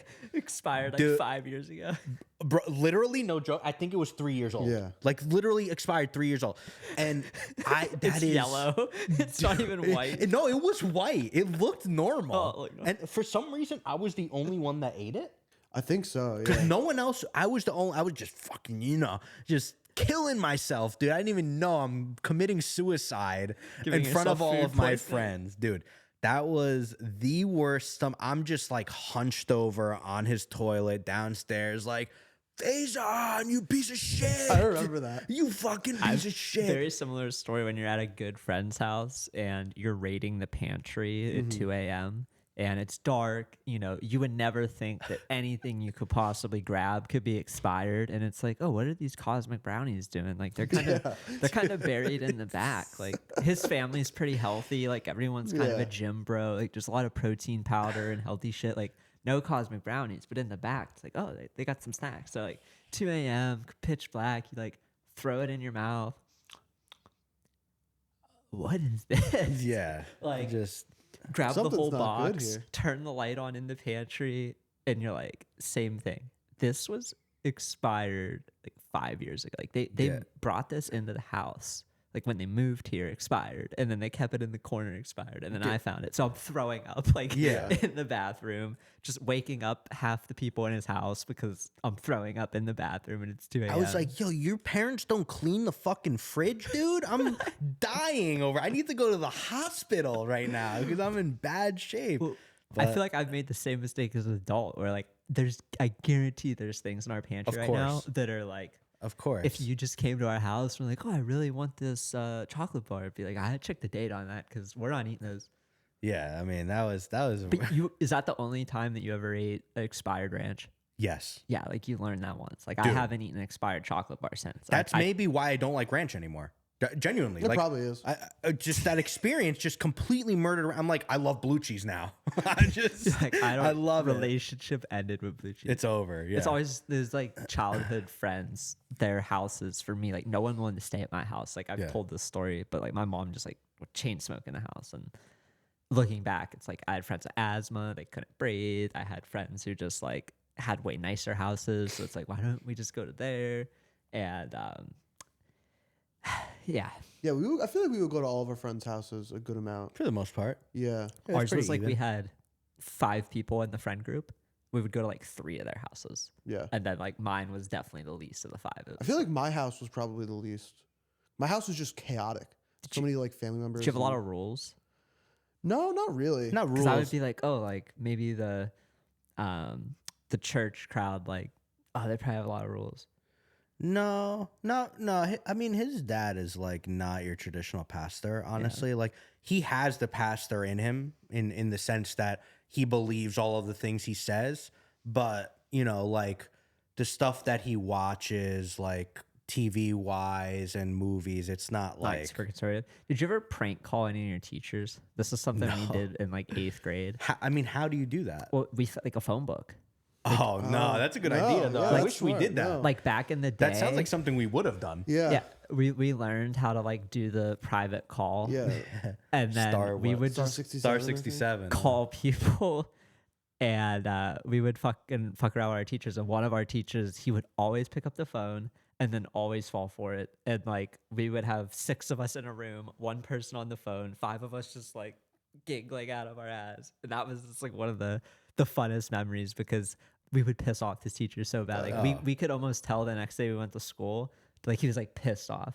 And we was like, oh, do we do that? And then eventually like you go to high school and you're like, oh, we shouldn't be like harassing our teachers. But No, like yeah. middle school, there's this Oh, weird yeah. time where it's like, Dude. oh, it's cool to harass people. Like, I have a few stories from middle school that are crazy. This was before I knew Andy. There's 2 in particular where I have a piece of pencil stuck in my shoulder. Still? It's still there. Yeah. Like it's I don't understand how it happened. Like you can see it. I don't know. You can see it with the tattoo. Okay. You see this right here? did you get the tattoo around it to like? No, I didn't try to hide it at all. But I was fucking around with my friends in class, and like for some reason we thought it would be funny to every time the teacher turned her back to write on the board, we would just start tossing pencils at each other, like literally across the room over other really kids' head. sharpened. Yeah, Aiming like for your eye. one time, I was wearing a tank top. My friend threw it at me, and I literally remember it was stuck in my shoulder, and I had to take it out. And I saw the lead, like the whatever graphite pencil, whatever, Yeah. still stuck in there. It's still in there. I would have been afraid I was gonna die.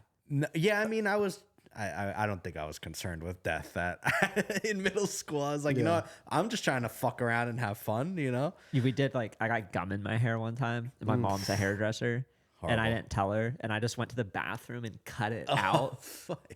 And then like a week later, she's cutting my hair, and she'd like, She noticed. what'd you do? And I'm like, what do you mean? No, I didn't. And she's like, there's a big chunk of hair missing, and I'm like, oh, Trying to yeah. gaslight her. Am like, I like- going bald?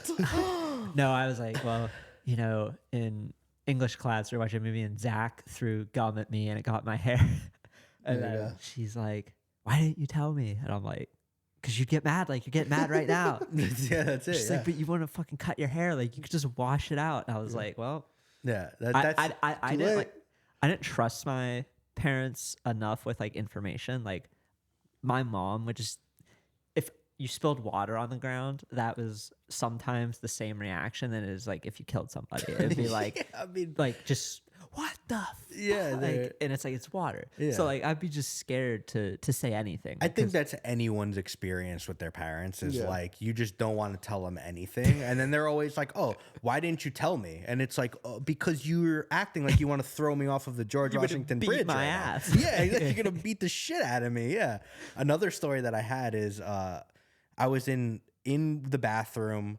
at school, and me and one of my friends were like fucking around with lunch boxes, like swinging lunch boxes at each other, and like the metal ones. No, it was like one of the soft ones, but they had the long straps, right? Yeah. So you can fucking twirl those things. And my friend went like this to me, and I ducked. My tooth hit the fucking sink, chopped this tooth has a cap on it, my left front tooth. That was the weirdest feeling I've ever had. Like, because then the nerve is exposed in your tooth. So every time I would go like this, it just felt cold. And it was just like a very weird fucking feeling. But my mom beat my ass for that one. Stop messing around in the bathroom, whatever. So I can't wait till I have kids and they're doing fucking dumb shit. Like, and I'm just going to be sitting there laughing my ass off. You remember, but you have to be like obviously our parents remember doing stupid shit. You don't remember, like, as a kid, you feel so invincible. Oh, yeah. I would just like jump off our like fucking, 10-foot drop then roll down a hill and be That's like, it. And then Like, that was sick. Let's do it again. Let's and run my it back. dad would be watching and be like scared to death. Like, are your legs okay? Like, Yeah. Oh yeah, I mean, this guy was lighting shit on fire all the time. Were you a like- pyromaniac a little bit? Yeah, we like one time. I haven't checked in a long time, but I was very lucky where I lived. Like a lot of my really good friends were like literally my neighbors. Where it was like walked to the like my best friend in middle school, like our backyards were literally touching. Like I could just That's walk through my cheat code. backyard right to his house, and they were the really bad pyros. And so I learned a lot of it from them. But they'd be lighting shit on fire. They were crazy. They were called, their last name was Featherstone. They were the Featherstones. I'm convinced that his dad worked for like a British intelligence agency or something. So when I knew them, we were 13, and they had already lived in like 15 different countries and were moving all the time. Their dad, who worked for Nokia, and he would be in like, they'd be like, oh yeah, my dad's in Dubai for a month for work. I'm like, all right, what the Dubai. fuck is he doing at Nokia in Dubai for a month? But he was also like this jacked dude, and he was like they told me a story one time about how he broke both his arms playing rugby. And I'm like, your dad was playing rugby and broke both, like, Not true. yeah, weird shit. Not true. But Both arms. Yeah, Same yeah. time. It is not true. like, what could possibly happen that you break both your arms? playing rugby? Someone Honestly. brought a sledgehammer out. Not true. But so there was one time where we were like fucking around, and we had this like rubber duck, like the prank rubber duck thing, like the long neck, Yes. and we had like covered it in like kerosene or something, lit it on fire, and it started to like burn really hot.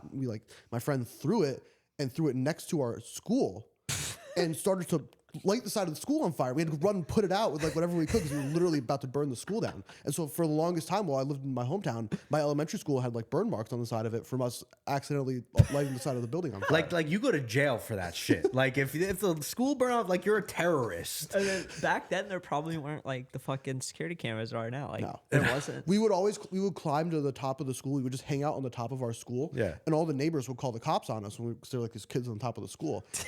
and when we would see the cop cars come, we would just go prone on the top of the school. So They're like, they're like looking around. Just hit the I don't swear see button. any. It's like fucking Call of Duty. yeah. But there's no reason. Like we weren't doing anything. We were just hanging out on the top of the school. Yeah. Is the staircase? No, with the door? we'd have to scale it.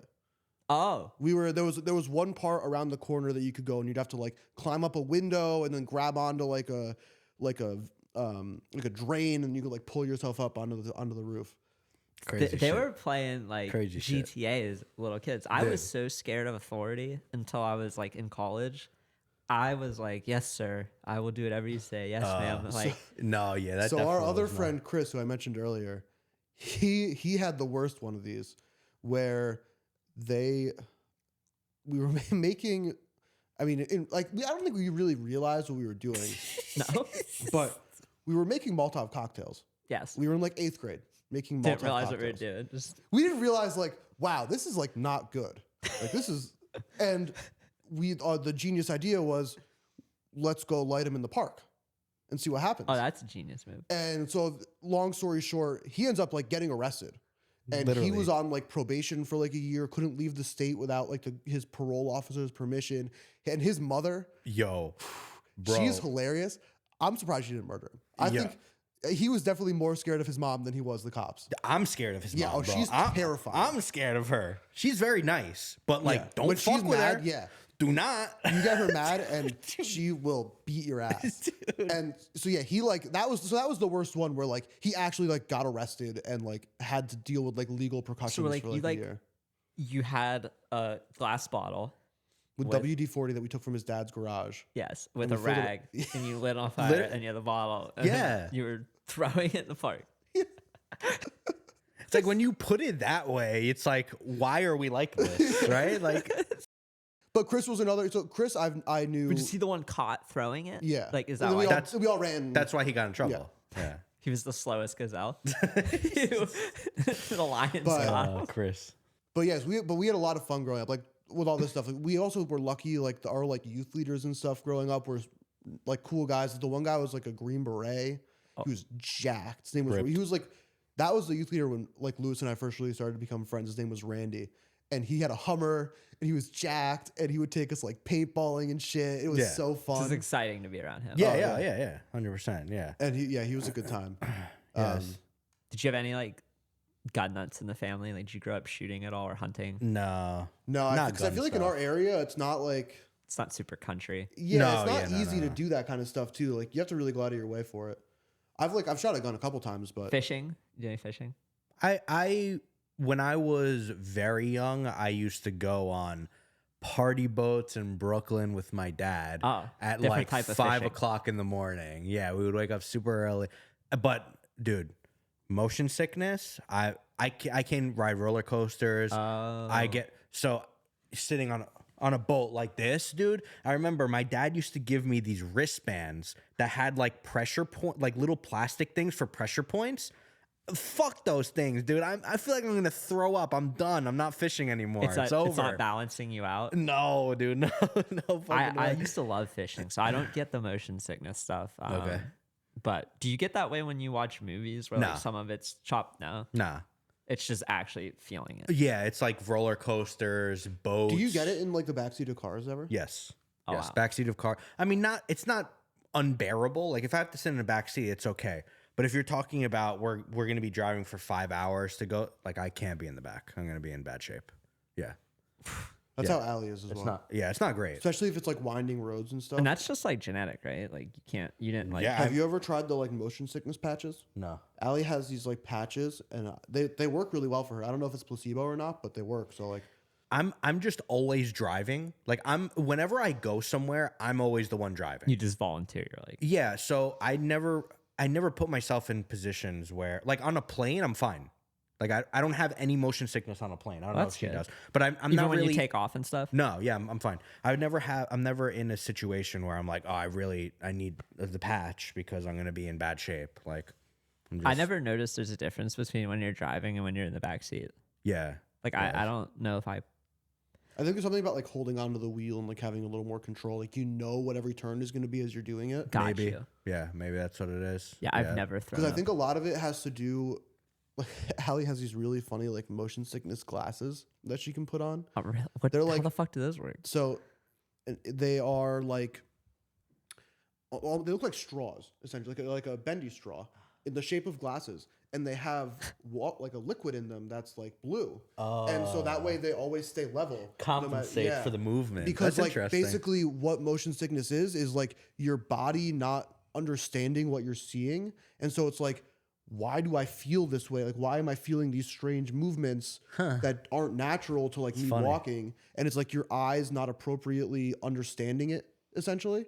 And so having something that like kind of like tricks your vision into like understanding the movements and stuff better helps you not get motion sick. It's I'm interesting. sure there's a better explanation. Someone some will tell type us. of like aviator goggle, but with fucking big bendy straw. Yeah. Liquid. They look hilarious, so we keep them in the car. So like sometimes if I'm driving and she's getting motion sick, she'll put them on so she doesn't. And it feel works. Yeah.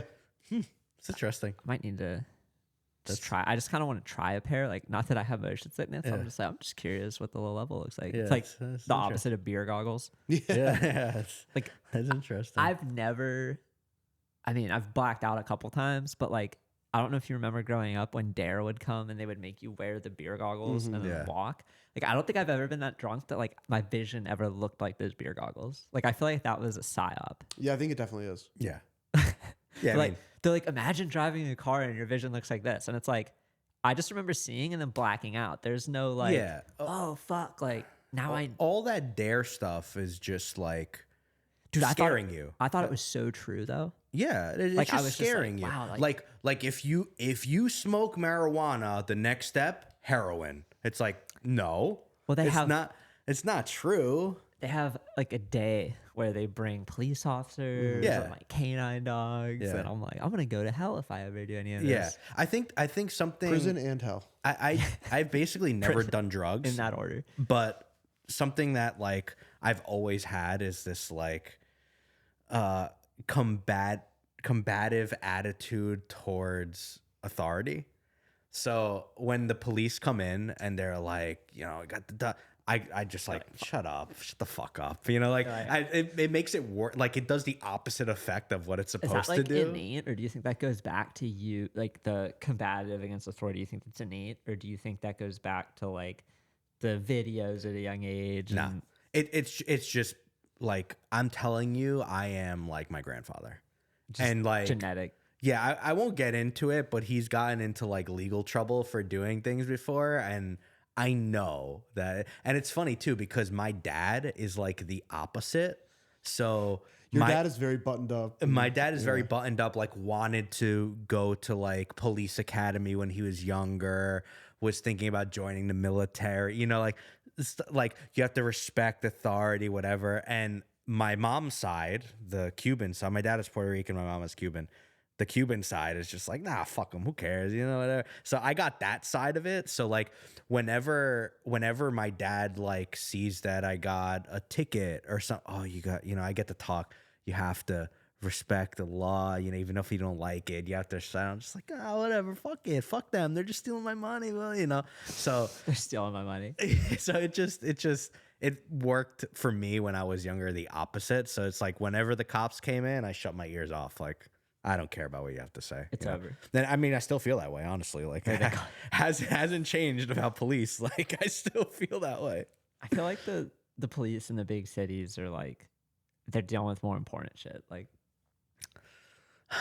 is that the vibe here? Like, I never get a ticket for Are jaywalking. they? Never get a ticket for. Is jaywalking even, like, can you actually even get a ticket for jaywalking? Yeah, I mean, they don't give you a ticket for that. No. Like, to be fair, but Smoking weed in public. But we are like, I live in New Jersey, but same difference basically. In New York, they're like literally paying, like your tax money is going towards paying police officers who are not police officers to walk around and give people tickets because they're parked in a place for an hour longer than they should have. The parking like, shit. Yo, like, how do you wake up in the morning? Like, yo, I know Justify everyone your has existence. a job. Everyone needs a job. You need to work. Okay, don't cancel me. But like, how do you wake up in the morning and it's like, can't wait to go to work. Got to give people tickets. Like, those are the most hated motherfuckers in New York.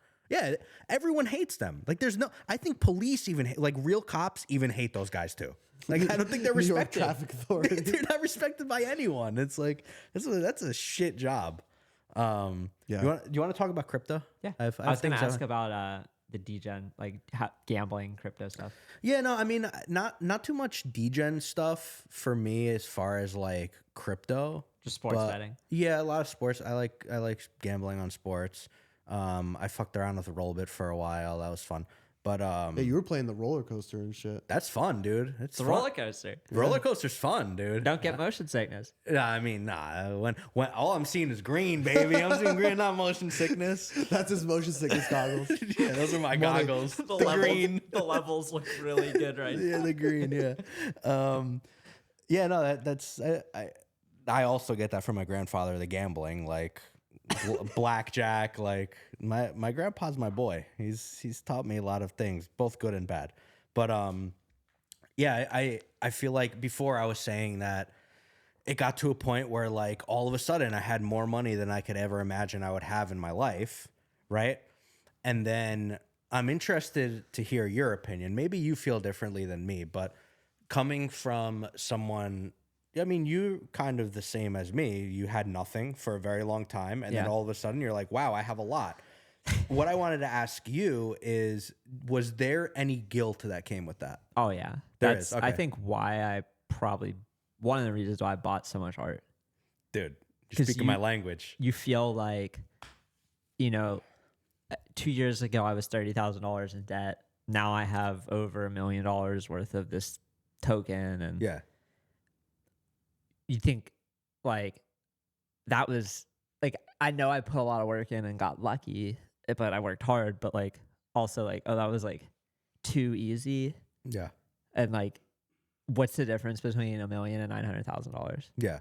Like, I'm gonna take $100,000 and just plow it into art. Yeah. It's probably the wrong way to think about things, though. 100%. Yeah. 100%. Like the better move would have been, I'm going to take $100,000 out, put it in cash, and then I'm going to find art I like over the next 5 years. Correct. And slowly buy it when it's meaningful and makes sense. Yes. Not just like, I'm going to host a space for 6 hours, talk to 30 different artists, and then buy 30 different pieces for like 0.25 to 0.5 ETH. Yeah. Because I realized I wasn't making the right type of relationships. Mm-hmm. And I got lucky. Like, originally it was twin flames. You don't really expect to pay like 1.5 ETH and 4 ETH for pictures, and then within 6 months, like, you sell one for 15 ETH, you're like, okay, I made my money back. And then like 3 months later, you sell one for 120 ETH, and you're like, what the fuck just happened? Like, I bought these when punks were 10 ETH, and I just sold these for more than a punk. Like, how did this work? So then that made me think a little bit too profit much of like, well, what if like 2 or 3 more people do something where I can buy it for 1 ETH and it goes to 120 ETH? I could buy work from like 75 people. And if just one of them do that, like, I'm in the green, and then I supported 75 people. Like, that's awesome. Yeah. So then I had that mentality, and I just kept buying a bunch of stuff because it was like, what if one of these is the next Justin? And like, one of them kind of did turn out to be the next Justin, which was Drift. Yeah. Mm-hmm. But like, after a Twitter space and talking to him, it's like, wow, like, your story impacted me more than what Justin's said. And I'm not taking anything away from Justin, but like, hearing Drift's story was like, oh, holy shit, like, this is something that I've listened to a few people talk, and no one has struck chords like this. So it's like, I need one of these. But then I felt, with Drift, I told him, I'm not going to sell this till it goes to 100. And then I sold it last year for like 15, because I was like, I just need to like take some wins I have. And it was around the time the company was shut, and I was like, let me just get some liquidity back. But I definitely felt like, when you make so much so fast, it was partly greed of like, oh, what if I find the next Twin Flames? So like the next Where My Vans Go. Like, there's always going to be a next thing. But yeah, I bought way too much, and it was much more like, it took me like 1.5 years to realize like, oh, that was fun. Like, it wasn't clear at the time that like, oh, this was a mistake. It was much more like after time of, 2021 to 2023. It's like, oh yeah, like, I could have definitely allocated that a little more thoughtfully. Yeah. Yeah. I guess for me, honestly, I wish I thought like you, because I would probably have more now than I do. But I think for me, it was just like, I don't think I deserve this. Like, it's just pure luck, So if there are, like, I was buying stuff. That was your first cycle too. Yeah. So this was like my For real. second. Yeah. So like, Yeah. I had some little bit of, okay, well, last cycle I lost everything. Yeah. So this cycle, like, what It's if like a little more earned. what if I don't lose everything? Like, that'd be Yeah. cool. So for you, it's the first cycle. You're not even thinking like, oh, this just came so easy. Like, did you think you're just gonna keep making more and more too? I don't know if I was thinking I would make more, rather than thinking like, I just made so much more than I need. So this stuff doesn't, like, You weren't thinking like, oh, this could last me like multiple years. yeah, no, I wasn't. You're like, oh, I wish I made this in a was. month, or like, I made Yeah. this in 2 months, and like, I only need $8,000 this month or $5,000 this month or whatever. Yeah. Yeah. And it was like the first time that I actually had money, Yeah. So I think I was just thinking like, luckily for me, I have the opportunity where spending $2,000 on a piece of art won't have a negative impact on my financial situation as much as it's going to help someone else's financial situation. Okay. So like, if it's such a small amount to me in my overall amount, and it's such a big impact for other people that I would rather give it to this person for their art and give them some kind of confidence rather than keep it for myself, because I have so much other money. You know what I mean? But then at what point did you realize like that couldn't, like you shouldn't do that? I mean, probably the beginning of last year, honestly. So from 2021, Like when to the things start of started changing. 2023. Yeah, when things started changing in the market, Yeah. I was just like, whoa, I think I fucked up. I think I made a mistake here. And like, so there's a lot of things that, like, I'm at the point right now that if I ever get an opportunity to make as much money as I made again back, that I would be a lot more thoughtful on how much money I was spending and why I was spending it. Where before I was just like, I don't care, you know, fuck it. I'm gonna make more. Yeah, whatever. I'll figure it out, you know, whatever. I mean, I did make Parallel is probably my most successful project, honestly. How did you get in Parallel? Just paying attention. Like, so after I started giving out foundation invites, that's when I started paying attention. And then there's a few people that I gave invites to that were really into Parallel. Oh, nice. And like, I still talk to them here and there. They're still into Parallel still? Yeah, they are. Nice. They're still they're very into gaming, which is also how I found out about a project that is like my current profile picture, which is called The Watch. I don't know if you know what it is. That's a cool story that I can tell, that I'm happy I did what I did there. So this guy, who I still don't know his name, he's anonymous. He just goes as Watcher. I know what he looks like because I've spoken to him and he sent me videos of him doing things. Like, I know what he looks like, but I still don't know his name. He started making this, like, it was almost like, I don't even know how to explain it. It was basically like he was making NFTs that had to do with like Morse code, and there were like signals and stuff, but it was like very vague and abstract stuff. And this was when Foundation was like still at the beginning, and I was like checking Foundation Discord. He would just come in there and he would just like type these cryptic messages. And I was like, who is this fucking guy? Like, what is this about? And I saw his stuff and it was like these weird images. And then I started catching on. He made his own Discord. I was like, oh, this guy is like trying to make a social game here. Like, you know, you have to figure out what he's saying in Morse code and what, like, decrypt his NFTs to figure out what the next one is going to be and stuff. It was like really, really interesting stuff. Like some of the coolest stuff that I saw in crypto. And then he saw that I was in the Discord a lot and I was like engaging in the game. And then I started talking to him more on a personal level, where this was a character too, by the way. Like, I would DM him and he would respond like a very cryptic thing. Like he was a robot. Like, I wasn't able to like break through that wall until, you know, a few months down the road, he let the wall down. And then he started talking to me like a human. Like, I saw he was a human. Yeah. Yeah.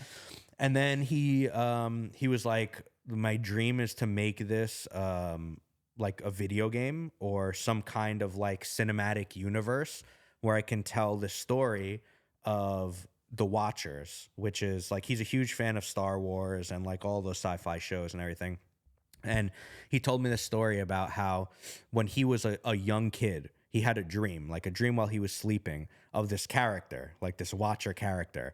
And this whole thing of it, like, he started drawing it and like writing stuff down from his dream, and then just started basically creatively writing this story over like 15 years of his life, just like making art around this Watcher character. And then somehow he found NFTs and he was like, oh, like this is a way that I can actually make this character come to life. And then he started selling like his NFTs for a lot of money because people were into the game. And so I gave him a pretty good, healthy amount of money to buy a motion capture suit. This was very early. Yeah. Sobe had to shell out a lot of money to buy one. Yeah, it was like pretty expensive. And like I talked to him every day for like a week. He was like, you know, I had bought some of his NFTs at this point. I appreciate you supporting my project, but like I'm at the point where I can't do exactly what I want without this motion capture suit, and it's expensive and I don't have enough money to do it. So like, you know, if you're interested in investing in me, you like my project, like I humbly ask you that, you know, if you help me out here, I will give you back way more than what your investment is. And I was at the point where I was like, this was like the only thing that wasn't just like seeing a piece of art and buying it. Yeah. This is like an angel investment. Yeah, this was like actually like an investment where I was like, I think this is gonna make me money because this guy's brain is like really unique. And I can see that he's been thinking about this for a long time and he's gonna execute on this. And now his game is in beta. And they partnered with Ubisoft? Backed by Ubisoft. Yeah, it's shit. going to be on Epic Games Launcher. Yeah, it's going to be like a really big thing. And like my profile picture is one of 3 founder tokens that he gave to other people who have supported him. But he gave it to me first, and it's going to be an avatar in the game. He's going to have like some kind of token allocation based on like, you know, like Prime. Yeah. Some kind of thing like that. He's still working on tokenomics. He's just trying to get the actual game down. But I've played a little bit of it. It's like an RTS MOBA kind of like marriage, like units you control. I think you'd like the game if you want to try it out. Sounds I like can, it. yeah, I can definitely. I like MOBAs. Yeah. I'm trash at RTSs. Yeah, Can make it work. I like obviously not financial advice. You know, I've spent a lot of money on this guy and I've made a lot of money off of his stuff. But as far as like games go, I think it's going to be a good game and it's going to be successful. So that was like the only thing that I bought where I was thinking about the future and investments. And But it sounds like it's worked out too. no, yeah, I mean it has worked Well, out. and then with Parallel, you had some good luck on Parallel. Yeah, so going back to the parallel thing. Did you buy packs or? Yeah, I bought packs. I did buy Prime keys early too. And I feel like I sold basically the top of Prime keys too, which is just pure luck. Like Just felt like a good time. I was to telling you sell. the other day, I have no idea how to trade NFTs. It doesn't make sense to me. Like crypto charts make more sense to me than NFT trading does. Like I don't get it. Vibrationally, you're like, it feels stopping. Yeah, that's it. It's That's like, awesome. wait, I bought this for 11 ETH and I could sell it for 21. It seems like I should probably do that. I doubled my money. Yeah, I should probably In, like, just 2 take weeks? it. Yeah, it's like really fast. too. Paradigm is buying. Yeah. So, and then I pulled a masterpiece. Oh, which from one? a pack. Do you remember? It was, It was like a dude standing on it, right? yeah, it was like something crewman or something. It was like this guy, like this military guy with a white ponytail, something. Did you know immediately when you pulled it? Well, Or- so here's the thing. It's like my friend Mike, who I mentioned before, lives in Salem, one of my best friends for a while. I was on Discord with him and I was like, I gave him some stuff, gave him some ETH, gave him some Watcher stuff. He was involved in it for a while. He like kind of got almost like disillusioned about crypto and like now he's like Like through the bear, he was like, oh, this is fucking. it's not just because of the bear, it's also because of like how he's an artist. So he was kind of like turned off by the way people in crypto saw art as a transaction, you know, like he was just like not really into the whole, like, I bought this from you, now you give me something. And it's like, I just gave you the art. Like that kind of whole thing. Where's my utility? Yeah, is that whole thinking kind of turned him off. But this was when he was still like paying attention. So I was like, I bought a parallel pack. Do you want to open it with me? So we were on screen share. I was opening it, and I was like, oh, okay, this one's cool, whatever. And he's like, wait, that's a masterpiece. And I was like, what is that? Like he was paying attention a lot more. He's like, that's a masterpiece. And I was like, is that like a rare one? He was like, I'm pretty sure that's a 1/1. And I was like, nah. No, I'm not that guy. Nah, I don't think so. And then I, you know, as a gambler, dude, the dopamine hit, I can't even explain it to you. This is the biggest hit of all time. Like literally of my life. Like, have you seen Uncut Gems? Yes. That last thing where he's fucking euphoric before he gets blown away, That is like, that's what I think of when I figured out that I pulled a masterpiece. And I was texting Andy. I was like, dude, what do I fucking do? Do I sell it right now? And then he talked to some people that were like, oh, maybe you want to hold it, whatever, which was the wrong advice, by the way. I should have just fucking dumped it right there. Was Boom. it like 100 ETH or no? Bro, it was close. It was like, I think it was like 65 was the floor of masterpieces. Yeah. And I like, again, Bro. I had so much money for the first time in my life that I was like, nah, yeah, I could hold it. I want to make more. Let's let it ride. Dude, right now, I would have fucking dumped that immediately. Luckily, I still made a lot of money. I sold it for like 27 ETH. Fucking insane Do you for know what they're something at that... now? Huh? Do you know what they're at now? Do you look at them anymore? 10? Oh, wow. 9? So yeah, you made the right move. 100%. When I saw that, I was like, I'm just going to put it up here and hope someone buys it. And someone did. Like, it was just... I didn't sell it to some... It was like on chain, like listed. Someone just happened to buy 3 masterpieces, and mine was the second lowest one. And it was just, yeah, We take that. crazy It's so fucking tough. day. Like, I remember, Ben Scar. Yeah. Mm-hmm. He minted that Moonbird. Okay. that Oh was- yeah, one of the like 101s. Yeah, it was a 101 Moonbird, like a rare Moonbird. And immediately... Can I just be a producer for a second? What? And move your mic down? Oh, yeah. Here, It's like sorry. in front of, yeah, there you go. He was basically like, going to NYU first year freshman, and people were like, oh, you should sell it for like 50 ETH or like 25 ETH, like immediately. And he was like, I know, I want to hold it a little bit. And then it went up to like 200 ETH. And then it was like, everyone was like, dude, you gotta sell it. Yeah. And then he sold it. But I think like that was one of the only times where holding it a little bit Was was the like right a move. really good move. Because the Moonbirds went from like, They went crazy. they went from 2 ETH to like 40 ETH 4. And Yeah. then the rares were like all selling for over 200. Yeah. Crazy. And normally it just feels so much better to dump it. Yeah. Like normally it's like, oh, you get the win Yeah. and you sell it. Yeah. I mean, at this point, those are things that I needed to learn, though. I need to learn the hard way. Like, You only really learn once it happens. yeah, that's it. Like, the people that I asked Andy to ask about were, I don't even remember. It was like a parallel group. Like, Yeah. they were like a group of people that knew a lot about It parallel. was people who were doing the whole Paragons DAO stuff, but it was after they'd already done they acquired all the the prime keys. So I was asking like Ted and all these guys who knew a lot about. People were heavily invested. Yeah. Yeah. So it was like, yeah, it'll probably go up. And I was like, okay, I don't know shit about this. Okay, I'll listen. I'll hold. But like now, in hindsight, now if I ever get anything that's like that I get for basically free, the packs are like 0.2 ETH. Yeah. And I got something that was worth 70. I don't give a fuck if it goes to 250 in 2 months.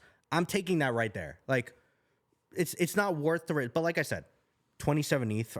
I sound ridiculous complaining that I only no. sold it for 27 ETH. Still a but huge win. yeah, still a huge fucking. Do you have win for any some- other things close to parallel that happened? Like, I feel like my most successful purchases were Parallel and like this Watcher Yeah. project too, which I haven't realized too much of the profit yet. I have a lot, and I'm kind of like, I've held it for this. It takes a long time to make a game. That's the first thing. Yeah. Whenever you see, like, right now gaming is like really hot. Like with I hear a lot of people saying NFT games are going to be the next thing in the bull. When I've heard a lot of people say stuff like that. And like, I mean, I say like stuff like that. with, yeah, I think it's probably true because all of the people that had this influx of revenue from their projects are like, I want to make a game, but it takes a really long time. So now we're 2 years later, and now the people that started making their games now have something to show because Yes. it takes a really long time. So like, you said you advised Sobi, right, on X Populous. yeah, we have Soviet X Populous. We have the Forgotten Runes Wizards. We have obviously Parallel. Yeah. Shrapnel's been getting a lot of attention. Yeah, And there's and games like they're- Big Time. They're all like this. Like they started 2 years ago, and now they're finally having something that is going to be ready to show and ready to play because it takes a really long fucking time. Like, I think people see games like Call of Duty and they're like, oh, there's one every year. But they don't know that mean, there's it's been actually in development two for- different studios Yeah. that are working on a game for like 3, even if Call of Duty is more or less the same game every year. They spit out things that are new or whatever, but it still takes a long fucking time to make something. So the people that have continued going throughout and actually have a product now, like even Loopify too. Like Oh, yeah, he the was Uber stuff. he was starting. I remember like in 2021, it started with just like an idea that he had, and now he has like a whole game studio, right, where he's like developing multiple games under this it takes a long time. So other than those two, I don't really think I have much that one I was expecting to make money on, and two that I did make money on. But I have, luckily, because it was so early, and because of how much art I bought, there are people's work that I bought for a very low price that now, as they continue building, are grow. Like I bought a Summer Wagner piece on Foundation for like 0.2 or 0.3, something like that. So I have things you beat like me. say that again? So you beat me. Yeah, it was I was just like a lot of photography early. Yeah. That was like your niche. Yeah, exactly. Yeah, it's like I'm gonna support this is this. new. Like, this looks different. Yeah, exactly. So, but there's also a lot of stuff that I bought that I wish I hadn't, honestly, and not because I didn't like it, but because it was just irresponsible to not at least think about the artist's potential. There was a lot of stuff that I bought where someone made like 3 NFTs and then fucked off. And like, there's no way to know that, like always, there's no way to know 100%. When you're buying something that early, it's like, yeah, you're buying early work and you're hoping that they stick around and build something, and that the early work you bought was valuable. Yeah, right. And there are things that I bought where I kind of got caught up, where it's like, I look at it now and I'm like, I don't even like that, honestly. And it was just because of this idea that I had where it was like, I want to support people, and like, I know what it's like to try and make money off of art, and it's hard.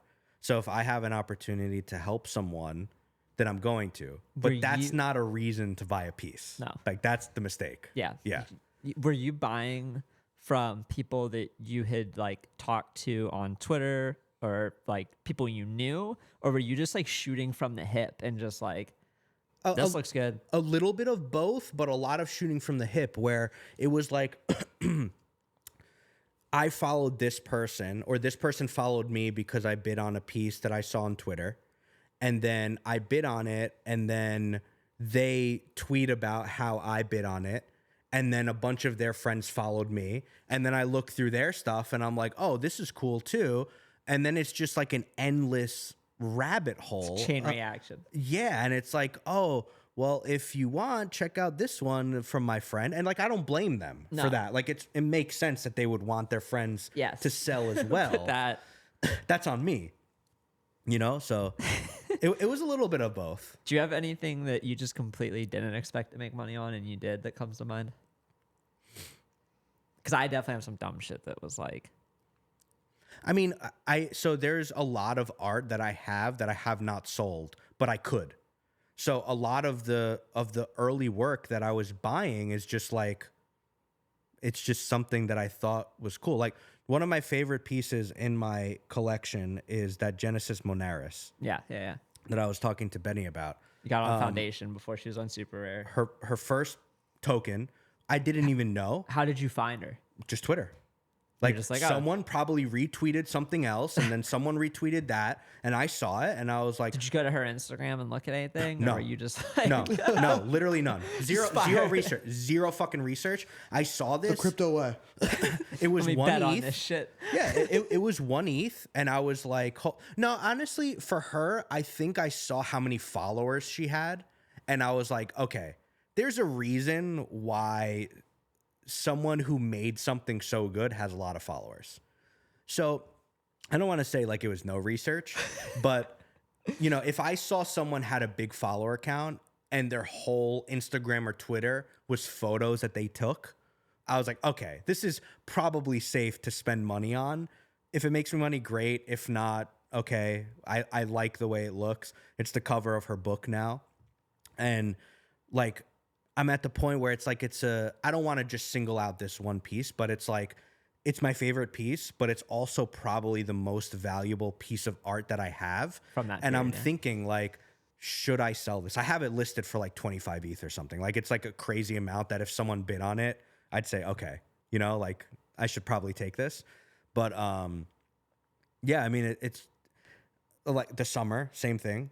Her work is going for 5+ now, you know? So it's like things like that is I was, as you can see, like the way I explained it, I was just buying stuff because I liked the way it looked. I didn't give a shit if it made me money or not.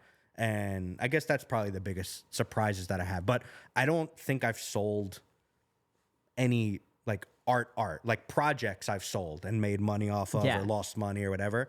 But I don't think I've sold any like piece of art like that. Also because it's just naturally more illiquid than like it's harder a to PFP sell. project. I mean, you have to kind of market it, and then exactly. It leaves a weird.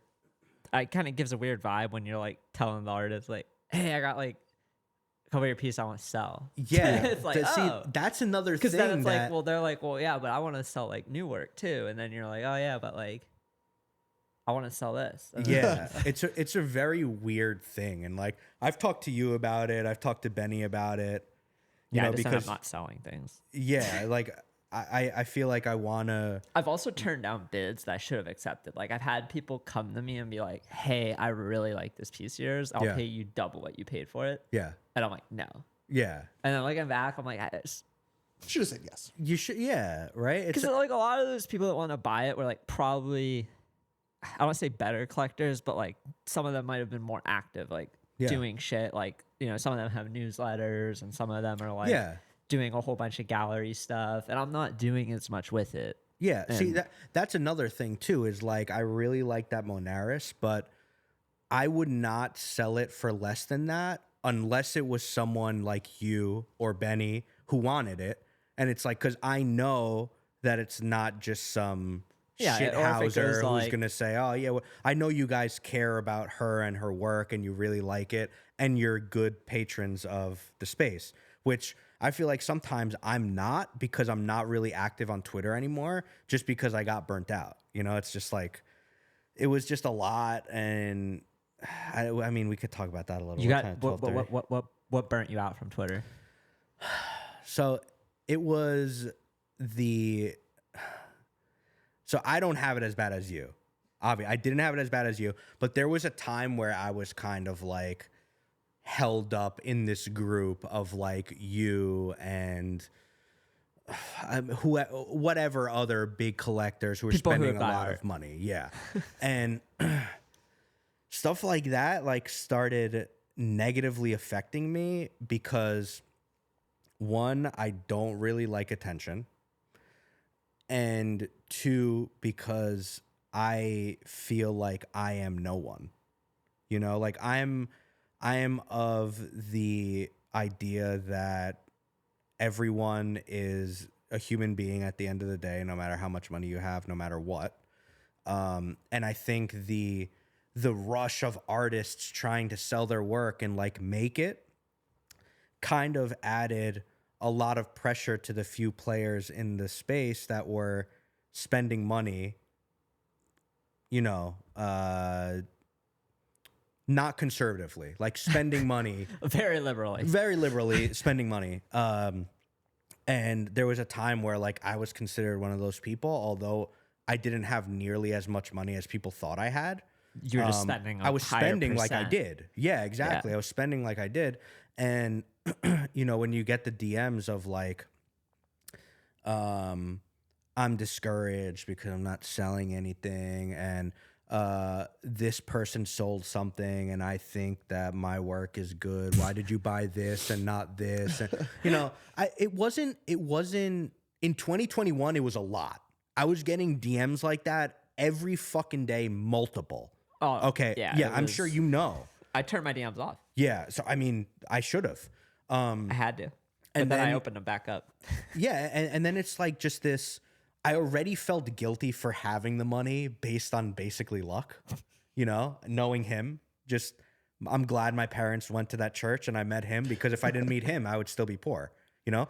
And I wouldn't be sitting on this couch, and I wouldn't have these cameras, and I wouldn't have my other work that I got from connections that I made through Andy too. It's just like, it's just pure luck. And so that with that came guilt and feeling like okay, I don't want these people to feel this way, and I have luckily expendable money that I can spend and be okay with. I should probably do it. And, you know, that again, it's not the reason why you should buy art. I learned my lesson. But that's really what kind of made me slow down. I was going through like things in my personal life too, but the constant like, you need to be on Twitter, you need to be talking about the art, you need to be like, people almost looked at me like, oh, what he says is like gospel, you know? And it kind of started negatively affecting me because I would often say things like, don't fucking listen to me. I have no idea what I'm talking about. Please do not listen to me. And then I would say that and people would think it's funny and then attach to me more. And it's like, I'm telling you serious. I'm not making a joke. Like, please don't all my fucking money listen. on your art, and I'm like really fucking up. Like, stop. I don't know shit. Please. I'm just buying things that I think I like, and that's it. Like, I'm not. But also, I did see the value in NFTs and crypto. Both, like you were talking about, you know, the Utrata pieces. She's a perfect example. It's like, there's no way I probably would have ever seen her work ever. And I think her stuff is stunning. I got the pleasure of meeting her in Art Basel this year for the first time. She's great, her and Joey.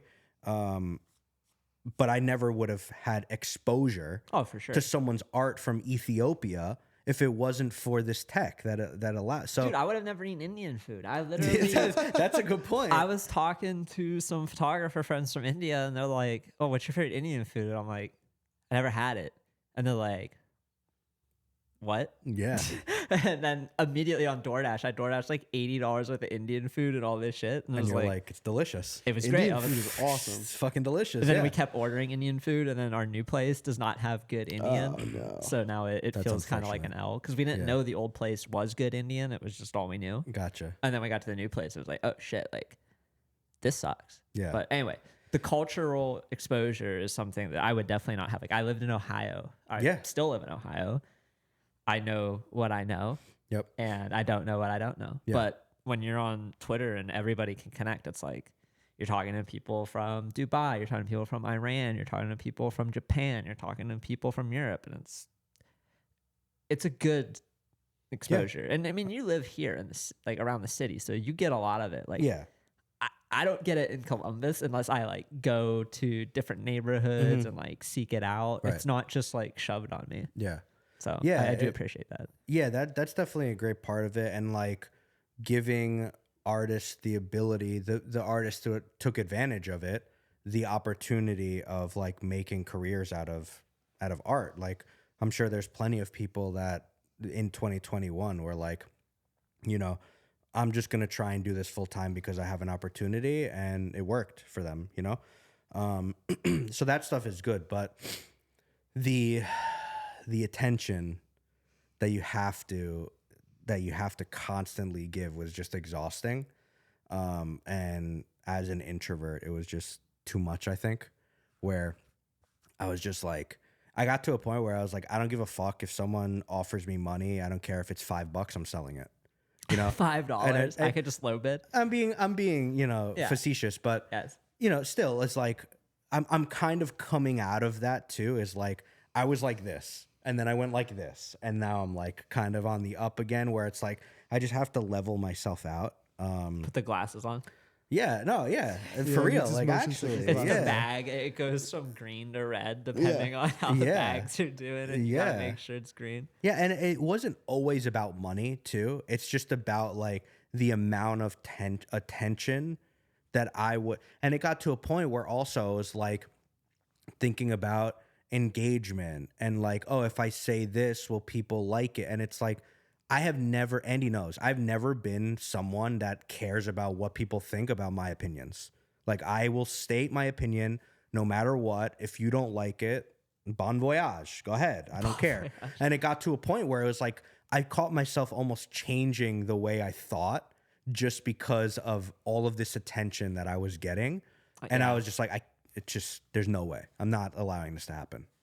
It's almost like the more attention you get, the more it pushes your thoughts to like the middle of the distribution of like acceptable opinions. Right. And you're like, I don't know if it's afraid to have stronger opinions on the ends, but it's more like you're dissuaded into saying it because you know the negative feedback Just not worth is it. inevitable from X% of people. So Yeah. it's like not going to be fun to Yeah, deal with. and I always stated my opinions in general, but there were a few times where I was like, I don't know if I should say this. And it wasn't like anything derogatory, but me thinking, I don't know if I should say this was enough for me to say, like, there's something happening with my brain here and I don't like it because I've never thought, I don't know if I should say this. Do you feel like it's easier to tweet now that you're not the CEO of Tessera than it was when you were? Definitely. I think it definitely is easier because I don't have like, I think for me with when we had a company that we had like raised money for and had employees and stuff, there was a certain amount of like, I don't want to fuck it up for everyone else. I don't really care that much for myself. Like, it's whatever. Responsibility. But it's Yeah. like I can't just like Yeah. It's also easier to tweet now because like no one sees my tweets anymore, so it doesn't matter. Yeah. There you go. What do That's you a think good one. happened? Like, do you think like are you tracking engagement numbers No, and everything? I've never cared about any of that stuff. Like in the Twitter analytics, you don't like go back. No, and I don't look? ever look. Do you but, get like- do you get the minimum to get the biweekly paycheck? I've never, no, I don't even qualify. Oh fuck. Yeah, which is crazy. I have almost 90,000 followers. Yeah, with And I don't qualify for the You payments. have to get, I think it's 5 million impressions a month. Yeah. And I don't know if it's like for a 3-month period to Yeah. turn it on. No, I've never qualified for it. And I tweet like multiple times a day. Yeah. Most of my tweets get between like 10 and 30 likes now. Interesting. Do you look at the like view numbers? No. I feel like I'm like for me, like a bad tweet is like under 5,000 views. Normal tweet like 10, and then like anything that's good, like put out a thread on turning no money into a lot of money, like 100,000 views, 1,000 likes. Yeah. Shit post about my New York experience could do really well, but then like well thought out tweet about an art thread, like Fuck 2,000 it. likes. Yeah, fuck it. Yeah. Yeah, it's just, I like, Trying to talk about either my ref links, my friends' ref links, our podcast. The podcast, I can get a lot of views on a pinned tweet. So like I can pin it and know that it'll get 50,000 views within a few days. Okay. As long as I keep it pinned and I Yeah. retweet it once a day. okay. But it's Isn't it fucked up that this is how we have to think though? Like this is what I'm saying. Is like I like what Dave always says about like fight the algorithm kind of thing. I like what he does. So it's just really fucked up how it's like I know in order for people to see this thing that they're following me about, like, you know, your thing is the podcast now. Dude, we talked about for 8 weeks. It's like no one heard about Yeah. it. And Bro. then like one Snowfro tweet or one Guy NorCal tweet or one Clutch tweet. And it's like a bunch of people who you're friends with, who you know, who are like, oh, I didn't know you were doing this. It's like I have what? people who ask me if I quit Twitter. And I'm like, no, I tweet 10 times a day. Every day, Ali says, Andy, please get off Twitter. I have not quit Twitter. Yeah, it's fucking crazy. Yeah. It's like Well, this like, is so fucked up. I think where you and I are similar and why I don't check this stuff is like I refuse. Like I refuse to have that be how I care about using Twitter. Yeah. And if it means that I can't use Twitter anymore, then it means I can't use Twitter anymore. it. And then I'll quit using Twitter. That's it. See, but like you're a dev who has like fundamental skills that can build value. Like the value I drive is mostly behind like fucking Twitter. So it's like I Yeah. sadly am That's true. beholden to this algorithmic change. And it's like, okay, if I love this or hate it, like kind of my livelihood in a way depends on it, It still. does. So I That's true. need to like figure it out. Yeah. And it's a pain in the ass. Like I'm at the point, we've talked to a couple people on the pod with Benny earlier about like putting out this newsletter. Mm-hmm. And it's like, I just need to fucking do it because God forbid something ever happens to the Twitter. It's like, at least I still have right now like 500 people who signed up for it. I've never put out anything. So it's like, at least I would send it to them and then grow it from there. Yeah. But it feels like so risky to just be like beholden to Twitter, Yeah, especially as things change. it's tough. Like It's there's a tough. world where, you know, crypto moves to fucking WordCast. Like, I don't know, it's probably not super likely, but like crypto Twitter could move somewhere else. Mm-hmm. And a lot of projects, a lot of, you know, alpha is still in like Telegram and Discord. A lot of the, oh, you want to figure out how to make your Terraform go into V2 and then on daydream mode and then enable an antenna. It's like there's nothing on Twitter that tells you how to do that. It's like you got to go into their Discord, look at pinned tweets, and figure it out. So the alpha on Twitter isn't as good as it used to be. Yeah. And I don't want to say I don't make as much money because the alpha isn't as good, but like I'm somebody who my biggest wins are normally like reacting to something very quickly. It's like, oh, I saw that 10 seconds after it was tweeted, or like, I saw that message in the group chat 5 seconds after it was messaged, and I immediately understood why it was valuable and I acted on it. And like within 5 minutes, I'm up. Like those are my biggest wins. So if I'm not getting that information on Twitter, it's not worth spending as much time there. But then I'm spending a lot of time there anyway to try to fucking like keep my reach and keep like the biweekly checks now are like $500 every 2 weeks. It's like not a bad thing. Yeah, it's pretty good. Like it used to be $100 in the bear market, and then the last like 2 months or a month or so, it's like really picked up, and it's like, okay, this is like a bullish indicator. Can you imagine what you're gonna make when things start getting fucking crazy? Have you started gaining followers again? Yes. See, that's like another thing for me. I 5. still have less followers than I did when the last bull market ended. So people hate you, dude. I might be slightly down from then, but like at the low, I was at like 246. I was at like 250 at the start of last year.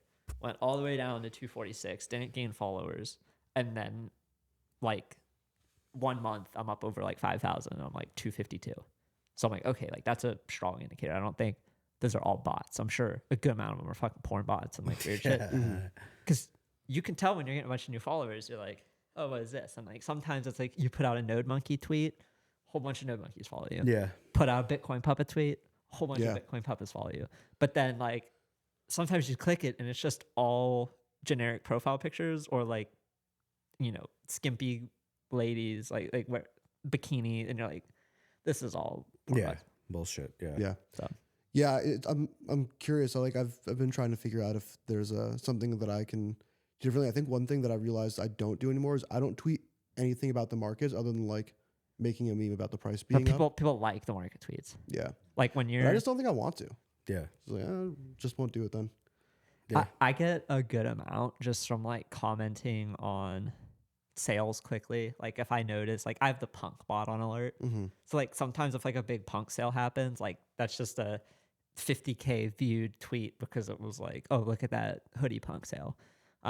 Some of like NFT stats, his charts and stuff, if like I share them with like a different comment related to the data but not what he said, like sometimes those do well. I like piggyback off a lot of stuff. My favorite thing is to take a funny video, hold it, and then post the video like as yourself. Those get the most. Like the fucking Dave Portnoy video. Yeah. It was like a 4-minute long thing. That got over 150,000 views. It was like his video, and all I put was like one line. Well, yeah, because it links back to him anyway. Yeah. It says like Dave Barcel. Yeah. But those ones are like, I don't know, hacks. I don't try to like find one a day and make sure I post it. But like when one of them hits, they always like, because at the end of the week, I get this email and it's like, here's your most engaged tweets. And it's like the top 3 to 5 tweets of the week got like over half the engagement total for me. And I think that's how most people are. It's like 1 or 2 things do really well. Most of the shit doesn't hit. But I don't know how to like, the hardest thing is to drive people to your platform to do something. It's like, people love the shitty video that makes them laugh. Like they love the quick hitting one-liner. They love the story from poor to rich, but like they don't want to like go subscribe to a YouTube channel. Like they don't want to like go use your ref link unless they see you winning money. Like the Cambria ref link, I've made like 2 ETH off of because I posted a video of me doing a 40-second duel, losing or winning $1,000. And I'm like, this is it. That's all you do. And then people are like, oh, I want to fucking gamble. Like, let me in that shit. Yeah. And then I'm like, use my code. They use it. I get like 1% of their fees. So there you go. Use it to your advantage. You just need a few dumb things like that, like Twitter payout, you know, Cambria ref link, like very little part-time work. And it's like, okay, like I can pay off my mortgage if like this shit works. I also think for a big part of mine is a lot of my followers were like Top Shot early day people. I think they just aren't there anymore. Like that's true. Like I think my 85,000 followers is not like whatever the average amount of active followers, like percentage people have. I think mine is like a lot lower. Yeah, I can see that. But and they may not come almost back. at like 2 hours and 40. It's almost 1 o'clock. We should Yeah. probably We should wrap it up. wrap it up and get We some- have our question we ask everybody. You've had a lot of time to think about this. You've heard us ask it 40 times. So I'm a cheater because I work here. You read the test. But you said something that made me change my mind. Today? I had today during this conversation you said something. I was thinking about it last night and I was like, okay, I had something, but I like when you said put your glasses on.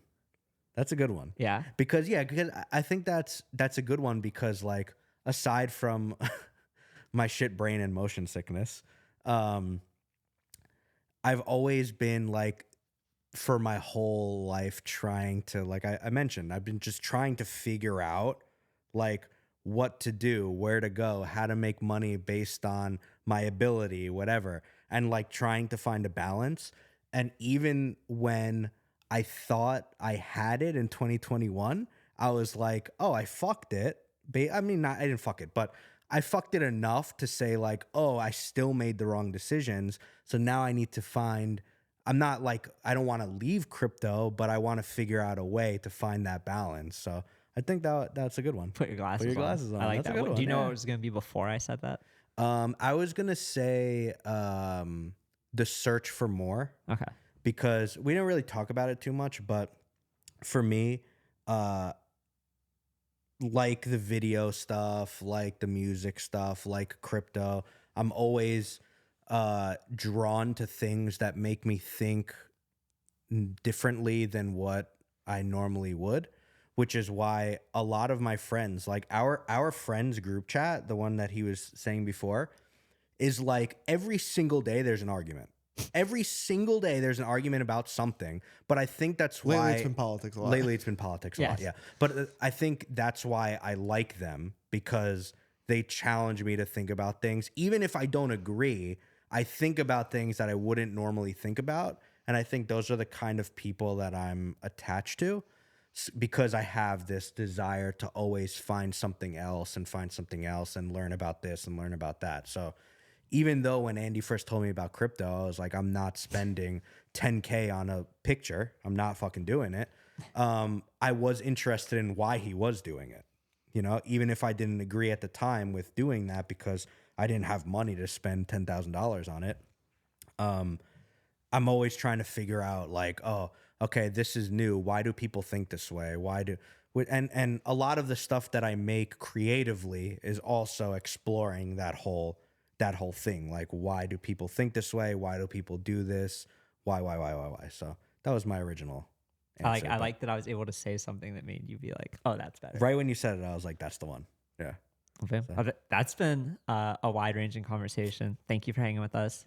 I feel like I'm the least interesting person that we've had on this podcast. So I don't know if anyone is going to listen to it. I think people listen to it. Okay. This will get over 150 listens within the first week. Okay. I'm not even worried about it. We'll see. Thank you. All right.